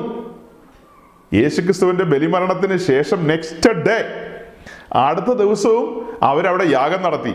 പ്രഭാതയാഗവും സന്ധ്യായാഗവും നടത്തി. അപ്പൊ അത് സബാഷ്, കൊള്ളാം, ഈ യാഗത്തിന്റെ ഭാഗമാകാൻ ഞങ്ങളും വന്നു എന്ന് അപ്പോസ്തലന്മാർ പറയുമോ? അപ്പോസ്തലന്മാർ അങ്ങനെ പറഞ്ഞു കഴിഞ്ഞാൽ പിന്നെ കർത്താവിന്റെ ബലിമരണത്തിന് എന്തെങ്കിലും പ്രസക്തി ഉണ്ടോ സഹോദരങ്ങളെ? ചിന്തിക്കാൻ വേണ്ടിയാ പറയുന്നത്. നമ്മൾ കഴിഞ്ഞ നാളുകളിൽ പഠിച്ച സമാഗമന കൂടാരം എന്ന വിഷയവും യെരൂശലേം ദേവാലയത്തിന്റെ ചുറ്റുമതിൽ എന്ന കാര്യമൊക്കെ അതിന്റെ പ്രസക്തി നിങ്ങൾക്ക് മനസ്സിലാക്കാൻ വേണ്ടിയാണ് ഞാൻ ഇത്ര വിശദമായി പറയുന്നത്. നമുക്ക് ലഭിക്കപ്പെട്ട ഭാഗ്യാവസ്ഥയാണത്. അനേകർക്ക് മനസ്സിലാകാതെ ഇരുട്ടിൽ തപ്പിത്തടയുന്ന കാര്യങ്ങളാണിതെല്ലാം. ഇരുട്ടിൽ തപ്പിത്തടയാണ്. ആ സഹോദരങ്ങളുടെ കമന്റ്സ് വായിച്ചിട്ടാണെങ്കിൽ എനിക്ക് അത്യുത്സാഹത്തിൽ മറുപടി പറയാൻ കഴിഞ്ഞേനെ. അപ്പൊ കമന്റ്സ് എൻ്റെ മുമ്പിൽ ഇല്ലാത്തതുകൊണ്ട് ഗൗരവമായ പോയിന്റ്സ് അവർ നോട്ട് ചെയ്തിട്ടുണ്ട്, ഗൗരവമായ പോയിന്റ്സ് അവർ റേസ് ചെയ്തിട്ടുണ്ട്. അത് കണ്ട് നമ്മൾ മറുപടി പറയായിരുന്നെങ്കിൽ കുറച്ചുകൂടെ ശക്തിമത്തായി തീർന്നേനെ. അപ്പൊ ഈ 3-ാം അധ്യായത്തില് നമ്മൾ ആദ്യത്തെ വാക്യങ്ങൾ വായിച്ചു. അത് കഴിഞ്ഞിട്ട് ഇതിന്റെ താഴേക്ക് വായിച്ചു വരുമ്പോൾ അതിന്റെ 19ഉം 20ഉം വാക്യങ്ങൾ വായിച്ചേ. 19, 20. ഈ വായിച്ച വാക്യപ്രകാരം പത്രോസും യോഹന്നാനും യെരൂശലേം ദേവാലയത്തിന്റെ പ്രാകാരത്തിൽ നിൽക്കുന്നു. അവർ മുൻപോട്ട് കടന്നു വന്നു. മുടന്തന് സൗഖ്യം കിട്ടുന്നവരെ അവർ വെളിയിലായിരുന്നു. ഇപ്പൊ അവരകത്തേക്ക് കടന്നു വന്നു, പ്രാകാരത്തിലെത്തി. അപ്പൊ അവിടെ നിൽക്കുന്ന മനുഷ്യരോട്, പ്രാകാരത്തിന്റെ ഉള്ളിലേക്ക് വന്നെന്നല്ല, അതിന്റെ പരിസരത്ത്, അത് വലിയ ഒരു പറഞ്ഞല്ലോ ബൃഹത്തായ നിർമ്മിതിയാണ്. അതിന്റെ പരിസരത്ത് നിൽക്കുന്ന ആളുകളോട് പത്രോസ് പ്രസംഗിക്കുകയാണ്. അവിടെ നിന്നുകൊണ്ട് പത്രോസ് പ്രസംഗിക്കുക. പത്രോസ് പ്രാർത്ഥിക്കാൻ പോയി എന്ന് ആൾക്കാർ പറയുന്നത്. അങ്ങനെ ബൈബിളിൽ വാക്യമില്ല. പ്രാർത്ഥനാ സമയത്ത് അവർ യെരൂശലേം ദേവാലയത്തിൽ വന്നെന്നാണ്. പ്രാർത്ഥനാ സമയത്ത് പ്രാർത്ഥിക്കുന്ന ആരാ? പ്രാർത്ഥിക്കാൻ അവിടെ ഒത്തുകൂടിയിരിക്കുന്ന യഹൂദന്മാരാണ്. അവിടുത്തെ കാര്യങ്ങളെ കൈകാര്യം ചെയ്യാൻ പുരോഹിതന്മാർ അവിടെയുണ്ട്. അതേസമയം അപ്പോസ്തലന്മാർ അവിടെ പോയത് അവരുടെ ശുശ്രൂഷയുടെ ഭാഗമാകാനല്ല, അവരവിടെ തക്കം പാർത്ത് നിൽക്കുകയാണ്. അപ്പോഴാണ് മുടന്തനെ സൗഖ്യമാക്കുന്നത്. അത് കഴിഞ്ഞിട്ട് ഈ പുരുഷാരത്തോട് സംസാരിക്കുന്ന ഭാഗങ്ങളുണ്ട്. അങ്ങനെ സംസാരിച്ച് വരുമ്പോൾ പത്രോസ് ഒരു മറുപടി എന്നോണം പറയുന്നതാണ്. ആകയാൽ നിങ്ങളുടെ പാപങ്ങൾ മാഞ്ഞു കിട്ടേണ്ടതിന് മാനസാന്തരപ്പെട്ട് തിരിഞ്ഞുകൊള്ളുവിൻ. എന്നാൽ കർത്താവിന്റെ സമുഖത്ത് നിന്ന് ആശ്വാസകാലങ്ങൾ വരികയും നിങ്ങൾക്ക് മുൻ നിയമിക്കപ്പെട്ട ക്രിസ്തുവായ യേശുവിനെ അവൻ അയക്കുകയും ചെയ്യും. അതായത് നിങ്ങളുടെ പാപങ്ങൾ മാഞ്ഞു കിട്ടേണ്ടതിന് നിങ്ങൾ അനുതപിക്കണം, മനസാന്തരപ്പെട്ട് ക്രിസ്തുയേശുവിലുള്ള വീണ്ടെടുപ്പ് അനുഭവിക്കണം. പിന്നത്തേതിൽ നിങ്ങൾ പിതാവിന്റെയും പുത്രന്റെയും പരിശുദ്ധാത്മാവിന്റെയും നാമത്തിൽ മാമോദീസ ഏൽക്കണം. ഈ കാര്യങ്ങളാണ് ഈ ദൈവാലയത്തിന്റെ കോമ്പൗണ്ടിൽ നിന്നുകൊണ്ട് പത്രോസ് പറഞ്ഞത്. അപ്പൊ നമ്മുടെ മറുപടി എന്താ? പത്രോസ് യോഹന്നാനും അവിടെ കടന്നുപോയത് സുവിശേഷം പ്രസംഗിക്കാനാണ്. സുവിശേഷത്തിന്റെ ഭാഗമാണ് മനസാന്തരപ്പെട്ടുകൊള്ളുക എന്നുള്ള കാര്യം. യഹൂദനെ സംബന്ധിച്ച് പാപങ്ങൾ മാഞ്ഞു കിട്ടാനായിട്ട് മാനസാന്തരപ്പെടേണ്ട കാര്യമുണ്ടോ? ചിന്തിച്ചേ നിങ്ങൾ, ചിന്താമണ്ഡലം ഒന്ന് ഉണരട്ടെ. യഹൂദരെ സംബന്ധിച്ച് പത്രോസിന്റെ പ്രസംഗമൊന്നും അവർക്ക് ആവശ്യമില്ല. അവർക്കവിടെ പ്രാകാരത്തിൽ യാഗപീഠം ഇരിപ്പുണ്ട്. പാപം ചെയ്തിട്ടുണ്ടെങ്കിൽ ഒരു ആടുമായിട്ട് വരിക, അല്ലെ പ്രാവുമായിട്ട് വരിക, അല്ലെ കാളയുമായിട്ട് വരിക. അങ്ങനെ പാപപരിഹാര ബലികൾ അവിടെയുണ്ട്. വ്യക്തിപരമായ പാപത്തിന് അങ്ങനെ പരിഹാരം വരുത്താം. ഒരു സമൂഹം എന്ന നിലയിലുള്ള അവരുടെ പാപത്തിന്റെ പരിഹാരത്തിന് ആണ്ടോടാണ്ട് അറ്റോൺമെന്റ് ഡേയിൽ ആ പ്രായശ്ചിത്തം നടക്കുന്ന ദിവസം, മഹാപാപപരിഹാര ദിവസം, അവിടെ 2 ആടുകളെ അറക്കും. അതിനു മുമ്പ് മഹാപുരോഹിതന് വേണ്ടി കാളയെ അറക്കും. അങ്ങനത്തെ ശുശ്രൂഷാക്രമങ്ങളൊക്കെയാണ് യെരുശലേം ദേവാലയത്തിൽ നടക്കുന്നത്. അങ്ങനെ പാപങ്ങളൊക്കെ മായ്ച്ചു കിട്ടും എന്നുള്ളതാണ് അവർ വിശ്വസിക്കുന്നത്. അവരുടെ വിശ്വാസത്തിന്റെ മേൽ കത്തിവെച്ചുകൊണ്ട് പത്രോസ് പറയുകയാണ്, ഇനിമേൽ വ്യർത്ഥമായ ഇത്തരം കാര്യങ്ങളിൽ പ്രസക്തിയില്ല. നസ്രായരെ യേശുക്രിസ്തുവിനെ പിതാവായ ദൈവം മുൻ നിയമിച്ചിരിക്കുന്നു. തന്റെ ബലിമരണം മൂലം നമുക്ക് പാപമോചനം ലഭിച്ചിരിക്കുന്നു. ഇനിയും നിങ്ങൾ ബലിയിടാൻ പോവുകയാണോ? ഇനി വിശ്വസിക്കുന്നവർക്ക് പാപമോചനം, ഇനി വിശ്വസിക്കുന്നവർക്ക് നീതീകരണം. അതാണ് പത്രോസിനും യോഹന്നാനും യാക്കോബിനും അത് തന്നെയാണ് പറയാനുള്ളത്. അല്ലാതെ ഇനിയും നിങ്ങൾ ബലിയിട്ടോളാൻ പറഞ്ഞു കഴിഞ്ഞാൽ പിന്നെ ക്രിസ്തു ക്രൂശെ കയറിയത് എന്തിനാ എൻ്റെ ഓർത്തഡോക്സുകാരാ? ഇനി ക്രിസ്തു ക്രൂശെ കയറിയത് ബലിയിടാനാണോ? അല്ല, അപ്പോസ്തലന്മാർ അവിടെ പുതിയ പ്രാർത്ഥനാക്രമം ആരംഭിച്ചു എന്നൊക്കെ പറഞ്ഞാൽ നിന്നെ അവരെ അടിച്ചു ഓടിക്കും. അപ്പോസ്തലന്മാരും ബാക്കിയുള്ളവരും പേടിച്ചു വരച്ചാ ഇരിക്കുന്നത്. ഇപ്പോൾ ഈ പരിശുദ്ധാത്മ നിറവ് പ്രാപിച്ചതിന് ശേഷമാണ് അവര് ഈ രംഗത്തേക്ക് വന്നത്. ഇപ്പൊ അപ്പോസ്തല പ്രവൃത്തി 3-ാം അധ്യായം കേട്ടോ വായിക്കുന്നത്. 50 ദിവസം കഴിഞ്ഞു പോയിരിക്കുന്നു. ക്രൂശീകരണം കഴിഞ്ഞ് 50 ദിവസവും കഴിഞ്ഞ് പിന്നെയും ദിവസങ്ങൾ കഴിഞ്ഞു പോയി. 50-ാം ദിവസം എന്ന് പറയുന്നതാണ് 2-ാം അധ്യായം. ഇപ്പൊ 3-ാം അധ്യായമാണ് വായിച്ചത്. പിന്നെ ദിവസങ്ങൾ എത്ര കടന്നുപോയി? അപ്പൊ ക്രൂശീകരണം കഴിഞ്ഞ് നെക്സ്റ്റ് ഡേയിൽ തന്നെ അവിടെ യാഗം അർപ്പിച്ചു. പിന്നെ യഹൂദന്മാർ അവരുടെ പരിപാടിയൊന്നും മുടക്കിയില്ല. അയ്യോ, ക്രിസ്തു ക്രൂശെ കയറി, പിന്നെ തിരശ്ശീല ചിന്തിപ്പോയി, ഇനി നമുക്കൊരു കാര്യം ചെയ്യാം, യെരുശലേം ദേവാലയം അടച്ചു പൂട്ടിയേക്കാം, നമുക്ക് അവരുടെ കൂട്ടത്തിൽ പോയി പാട്ട് പാടാം, എന്തതിശയമേ ദൈവത്തിന് സ്നേഹം എന്നുള്ള പാട്ട് പാടാമെന്ന് മഹാപുരോഹിതൻ പറഞ്ഞ് യഹൂദന്മാരെല്ലാം കൂടെ മർക്കോസിന്റെ മാളികയിൽ വന്ന് ഡ്രമ്മൊക്കെ അടിച്ച് ഓർഗനൊക്കെ വായിച്ച് എന്തതിശയമേ ദൈവത്തിന് സ്നേഹം അങ്ങനത്തെ പാട്ട് പാടുകയായിരുന്നോ? അതെയോ ഇവരെ എല്ലാം കൂടെ യെരുശലേം ദേവാലയത്തിലേക്ക് വിളിച്ചിട്ട് ഇവരെല്ലാം കൂടെ അവിടെ നിന്ന് പാട്ട് പാടുകയായിരുന്നോ? നിങ്ങൾ എന്താ ഉദ്ദേശിക്കുന്നത്? ക്രിസ്തുവിന്റെ ബലിമരണം നടന്ന സമയം മുതൽ, അത് ഏകദേശം AD 30 കർത്താവിന്റെ ബലിമരണം ഏകദേശം AD 30 സംഭവിച്ചു. അവിടെ മുതൽ ഒരു 40 വർഷം മുൻപോട്ട് ചിന്തിച്ചാൽ യെരുശലേം ദേവാലയം അവിടെ ഇരിപ്പുണ്ട്. 40 വർഷം മുന്നമേ പറഞ്ഞിട്ടുണ്ട്, ഇത് എത്ര മഹത്തരമാണെങ്കിലും കല്ലിന്മേൽ കല്ല് ശേഷിക്കാതെ തകർന്നു പോകുമെന്ന്. 40 ആണ്ട് അവിടെ ഇരുന്നു. അത് കഴിഞ്ഞ് ഏകദേശം AD 70 തീത്തോസിന്റെ കാലത്ത് യെരുശലേം ദേവാലയം തകർത്തുകൊണ്ട് കല്ലിന്മേൽ കല്ല് ശേഷിക്കാതെ തച്ചുടച്ച് കളഞ്ഞു. അതല്ല, യെരുശലേമിനെ കുപ്പക്കുന്ന് പോലെയാക്കി. അത് അന്ന്.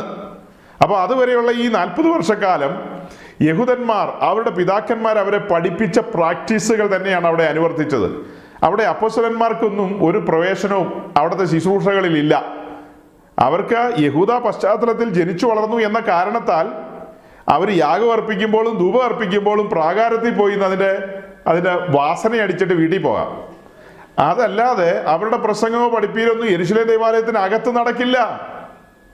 ഒന്നും ഒരിക്കലും നടക്കില്ല. പകരം വെളിയിൽ നിന്ന് അതൊക്കെ പറയാം, പുറത്തു നിന്ന് അതൊക്കെ പറയാം. അങ്ങനെ പുറത്തു നിന്ന് പത്രോസ് പറഞ്ഞ കാര്യം നമ്മൾ വായിച്ചത്. അത് കഴിഞ്ഞിട്ട് നമുക്ക് ആ അധ്യായത്തിന്റെ തന്നെ, നിങ്ങൾക്ക് ആദ്യമേ ദൈവം തന്റെ ദാസനായ യേശുവിനെ എഴുന്നേൽപ്പിച്ച് ഓരോരുത്തരെ അവനവന്റെ അകൃത്യങ്ങളിൽ നിന്ന് തിരിക്കുന്നതിനാൽ നിങ്ങളെ അനുഗ്രഹിക്കേണ്ടതിന് അവനെ അയച്ചിരിക്കുന്നു. പത്രോസ് അവിടെ നിന്ന് പറയുന്നത് യേശുക്രിസ്തുവിനെ അയച്ചിരിക്കുന്നത് നമ്മെ ഓരോരുത്തരെയും നമ്മുടെ പാപങ്ങളിൽ നിന്നും അകൃത്യങ്ങളിൽ നിന്നും തിരിക്കുവാനാണ് യഹൂദന്മാരെ. അപ്പൊ അങ്ങനെ അതിനു വേണ്ടിയിട്ടാണ് അവനെ അയച്ചിരിക്കുന്നത്. യേശുക്രിസ്തുവിന്റെ നാമം കേൾക്കുന്നത് തന്നെ യഹൂദന്മാർക്ക് ദേഷ്യമാണ്.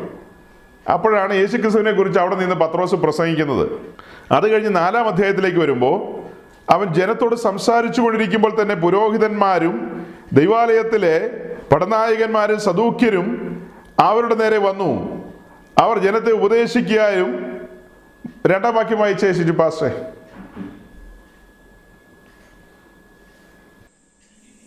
അവർ അവർ ജനത്തെ ഉപദേശിക്കാലും മരിച്ചവരിൽ നിന്നുള്ള പുനരുത്ഥാനത്തെ യേശുവിന്റെ ദൃഷ്ടാന്തത്താൽ അറിയിക്കാലും നീരസപ്പെട്ടു. അപ്പൊ പത്രോസും യോഹന്നാനും അവിടെ കടന്നു ചെന്നത് ഉപദേശിക്കാനാണ്. അവിടെ കൂടി വന്ന യഹൂദന്മാരെ ഉപദേശിക്കാനാണ്. ക്രിസ്തീയ ഉപദേശം അവിടെ വെളിപ്പെടുത്തേണ്ടതുണ്ട്. യേശു ക്രിസ്തുവിനെ കുറിച്ച് പ്രസംഗിക്കേണ്ടതുണ്ട്. ഈ കാര്യത്തിനാണ് യെരുശലേം ദേവാലയത്തിൽ അവർ കടന്നുപോയത്. ഇന്ന് യെരുശലേം ദേവാലയത്തിന് യാതൊരു പ്രസക്തിയുമില്ല.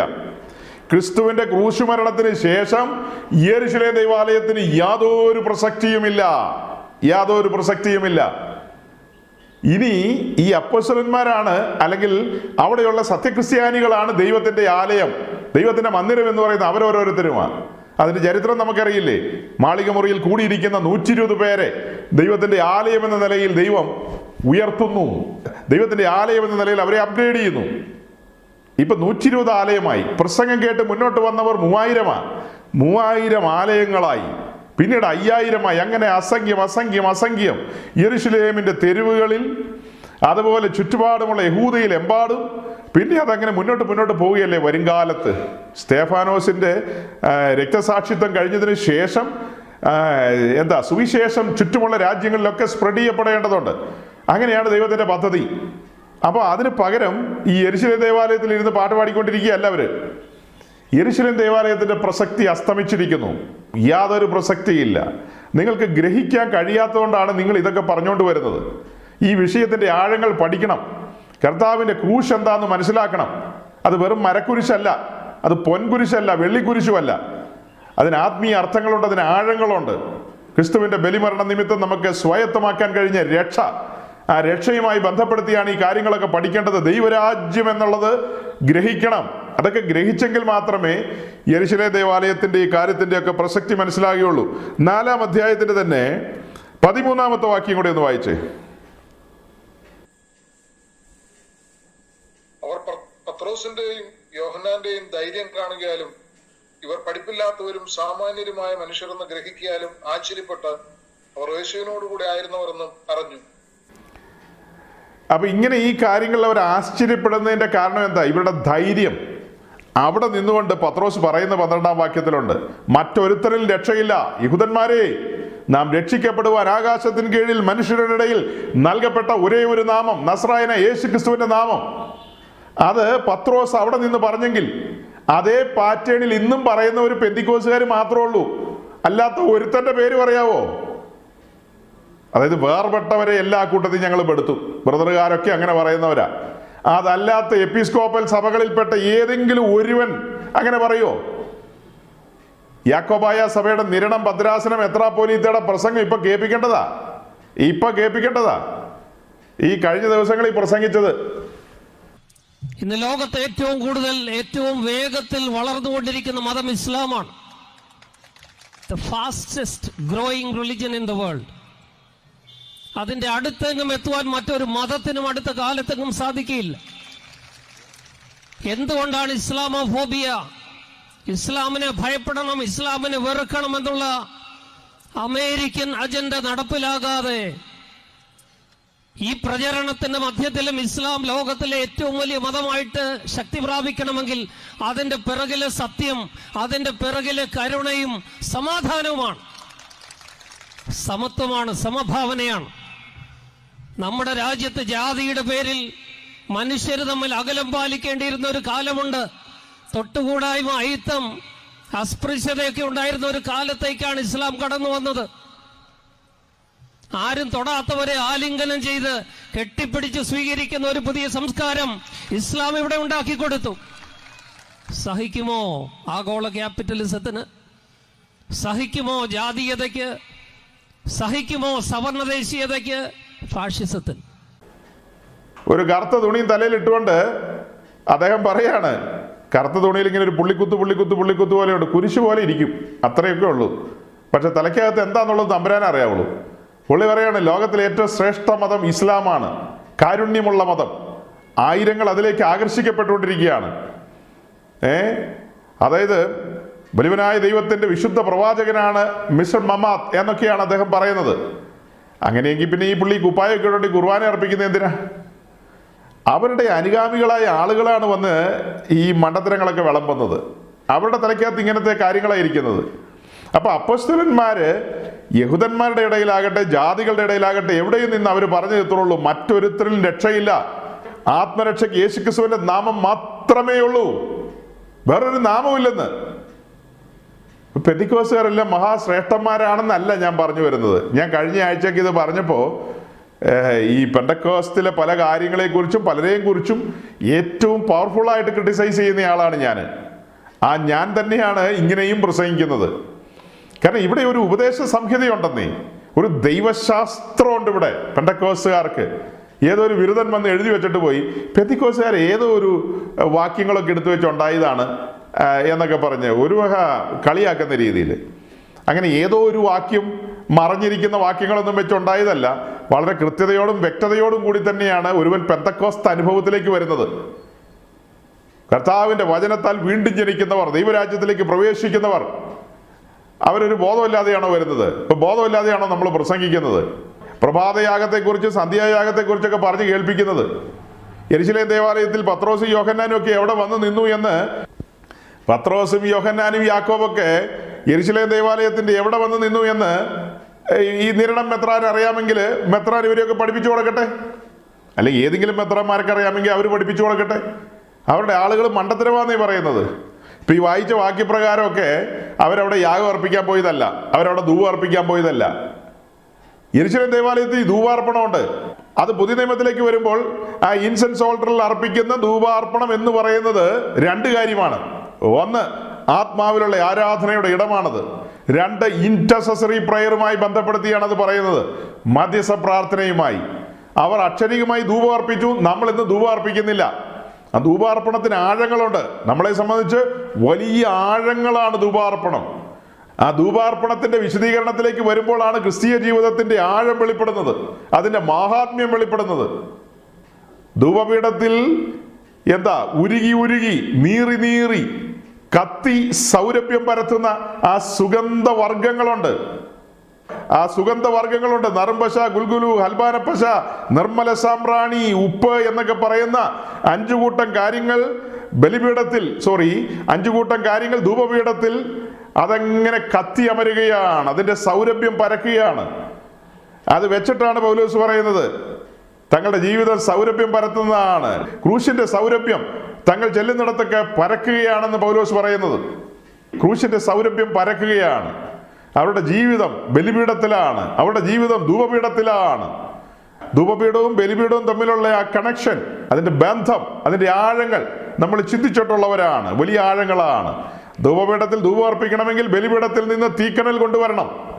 അത് രണ്ടും തമ്മിൽ കണക്റ്റഡ് ആയിട്ട് നിൽക്കുകയാണ്. ക്രൂശിക്കപ്പെട്ടവനായ ക്രിസ്തുവിനെ പ്രസംഗിച്ചയിടത്ത്, പ്രസംഗിക്കുന്നവരുടെ ഇടയിൽ, ധ്യാനിക്കുന്നവരുടെ ഇടയിലാണ് ആത്മാവിലുള്ള ആരാധന നടക്കാൻ കഴിയൂ. ക്രൂശിതനായ ക്രിസ്തുവിനെ ധ്യാനിക്കുന്നവരുടെ ഇടയിലാണ് തീ കത്തുന്നത്. അപ്പോഴാണ് അവർ നാവെടുത്ത് സംസാരിക്കുന്നത്. അങ്ങനെ അതിന് ആഴങ്ങളൊക്കെയുണ്ട്. അപ്പൊ എന്താ സഹോദരങ്ങളെ ഇതിലൂടെ പറഞ്ഞു വരുന്നത്? ഈ 3-4 അധ്യായങ്ങളിലൂടെയൊക്കെ അനവധിയായ കാര്യങ്ങൾ പറയാനുണ്ട്. അപ്പോൾ നമ്മൾ മനസ്സിലാക്കേണ്ട കാര്യം, സമാഗമന കൂടാരം ഇസ്രായേൽ മിസ്രൈം വിട്ട് ചെങ്കടൽ കടന്ന് മരുഭൂമിയിലേക്ക് വന്നപ്പോൾ നിർമ്മിച്ചതാണ് സമാഗമന കൂടാരം. അതൊരു ടെമ്പററി ഷെൽട്ടറാണ്. അത് വാഗ്ദത്ത ഭൂമി വരെ സമാഗമന കൂടാരം അവരുടെ നടുവിലുണ്ടായിരുന്നു. പിന്നീട് അവരുടെ ഇടയിൽ രാജാക്കന്മാർ വന്നു. ശൗൽ വന്നു, ദാവീദ് വന്നു. ദാവീദിന്റെ ഒടുവിലത്തെ സമയം വന്നപ്പോഴാണ് യെരുശലേം ദേവാലയം പണിയാനുള്ള ആഗ്രഹം പ്രകടിപ്പിച്ചത്. അതിന് അനുമതി ലഭിച്ചു. തന്റെ മകനായ ശലോമോൻ അത് പണിയട്ടെ എന്ന് പറഞ്ഞു. അങ്ങനെ ശലോമോനാൽ പണിയപ്പെട്ടതാണ് യെരുശലേം ദേവാലയം. ആ യെരുശലേം ദേവാലയവും അങ്ങനെ മുന്നോട്ട് വന്ന് അതിന്റെ ഒടുവിലത്തേക്ക് വന്ന സമയത്താണ് ഏകദേശം 1400 ചില്ലുവാനും വർഷം കഴിഞ്ഞ് നമ്മുടെ കർത്താവ് യേശുക്രിസ്തു ഈ ഭൂമിയിൽ ഭൂജാതനായി. ഒരു യഹൂദ കുടുംബത്തിൽ ഭൂജാതനായി എന്ന കാരണത്താൽ യഹൂദ മര്യാദകളെല്ലാം പാലിച്ചുകൊണ്ട് തന്റെ മാതാപിതാക്കൾ ആ പ്രസവത്തിന് ശേഷം കുഞ്ഞുമായി വരുന്ന കാര്യങ്ങൾ മുതൽ എല്ലാ കാര്യങ്ങളും നിറവടിയായി നിവർത്തിച്ചു. അങ്ങനെ ആലയത്തിൽ വരേണ്ട സമയങ്ങളിലൊക്കെ കർത്താവ് വന്ന് ആ കാര്യങ്ങളൊക്കെ ചെയ്തു. സിനഗോഗിൽ പോകേണ്ട സമയത്ത് സിനഗോഗിൽ കടന്നു എന്ന് യെശയ്യാവിന്റെ പുസ്തകം വായിക്കേണ്ട സമയത്ത് അതൊക്കെ വായിക്കുകയൊക്കെ അതെല്ലാം ചെയ്തിട്ടുണ്ട്. ഏറ്റവും ഒടുവിൽ യഹൂദന്മാരെ സംബന്ധിച്ച് അവർക്ക് കൽപ്പിച്ചാക്കിയിട്ടുള്ള 7 ഉത്സവങ്ങളുണ്ട്. 7 ഉത്സവങ്ങൾ, അതായത് അവരുടെ പെരുന്നാളുകൾ, ആ ഫീസ്റ്റുകൾ. അതിലെ ഒന്നാമത്തെ ഫീസ്റ്റാണ് പെസഹ പെരുന്നാൾ. ഇതുപോലൊരു പെസഹ പെരുന്നാളിൻ്റെ സമയത്താണ് കർത്താവ് തൻ്റെ ശിഷ്യന്മാരുമായി ആ മാളിക മുറിയിൽ ഒത്തുകൂടി പെസഹ ആചരിക്കുന്നത്. എന്നിട്ട് പറയുന്നുണ്ട്, ഇനി ഞാൻ ഒരു പെസഹ ആചരിക്കാനായിട്ട്, അതായത് ഒരു യഹൂദ പശ്ചാത്തലത്തിൽ ഒരു പെസഹ ആചരിക്കാൻ വരുന്നില്ല എന്ന്. അത് കഴിഞ്ഞിട്ട് ആ പെസഹയുടെ കണ്ടിന്യൂവേഷൻ എന്ന നിലയിൽ അവിടെ അപ്പവീഞ്ഞുകൾ ഇരിപ്പുണ്ടല്ലോ, അതിൻ്റെ പല കോഴ്സുകളുണ്ട്. പെസഹായിക്ക് പല കോഴ്സുകളുണ്ട്. അത് ഭക്ഷിച്ചു പാനം ചെയ്യേണ്ടതിൻ്റെ. അതിൻ്റെ അടുത്തടുത്ത ഘട്ടങ്ങളിലേക്ക് വന്നപ്പോൾ കർത്താവ് തൃക്കരത്തിൽ അപ്പമെടുത്ത് സ്തോത്രം ചെയ്ത് നുറുക്കി അവർക്ക് കൊടുത്തു. ഇത് നിങ്ങൾക്ക് വേണ്ടി തകർക്കപ്പെടുന്ന എൻ്റെ ശരീരം, എൻ്റെ ഓർമ്മയ്ക്കായി ചെയ്യുവിനെന്ന് പറഞ്ഞു. ഒരു ബലി അർപ്പിക്കാൻ അവിടെ പറഞ്ഞിട്ടില്ല കേട്ടോ.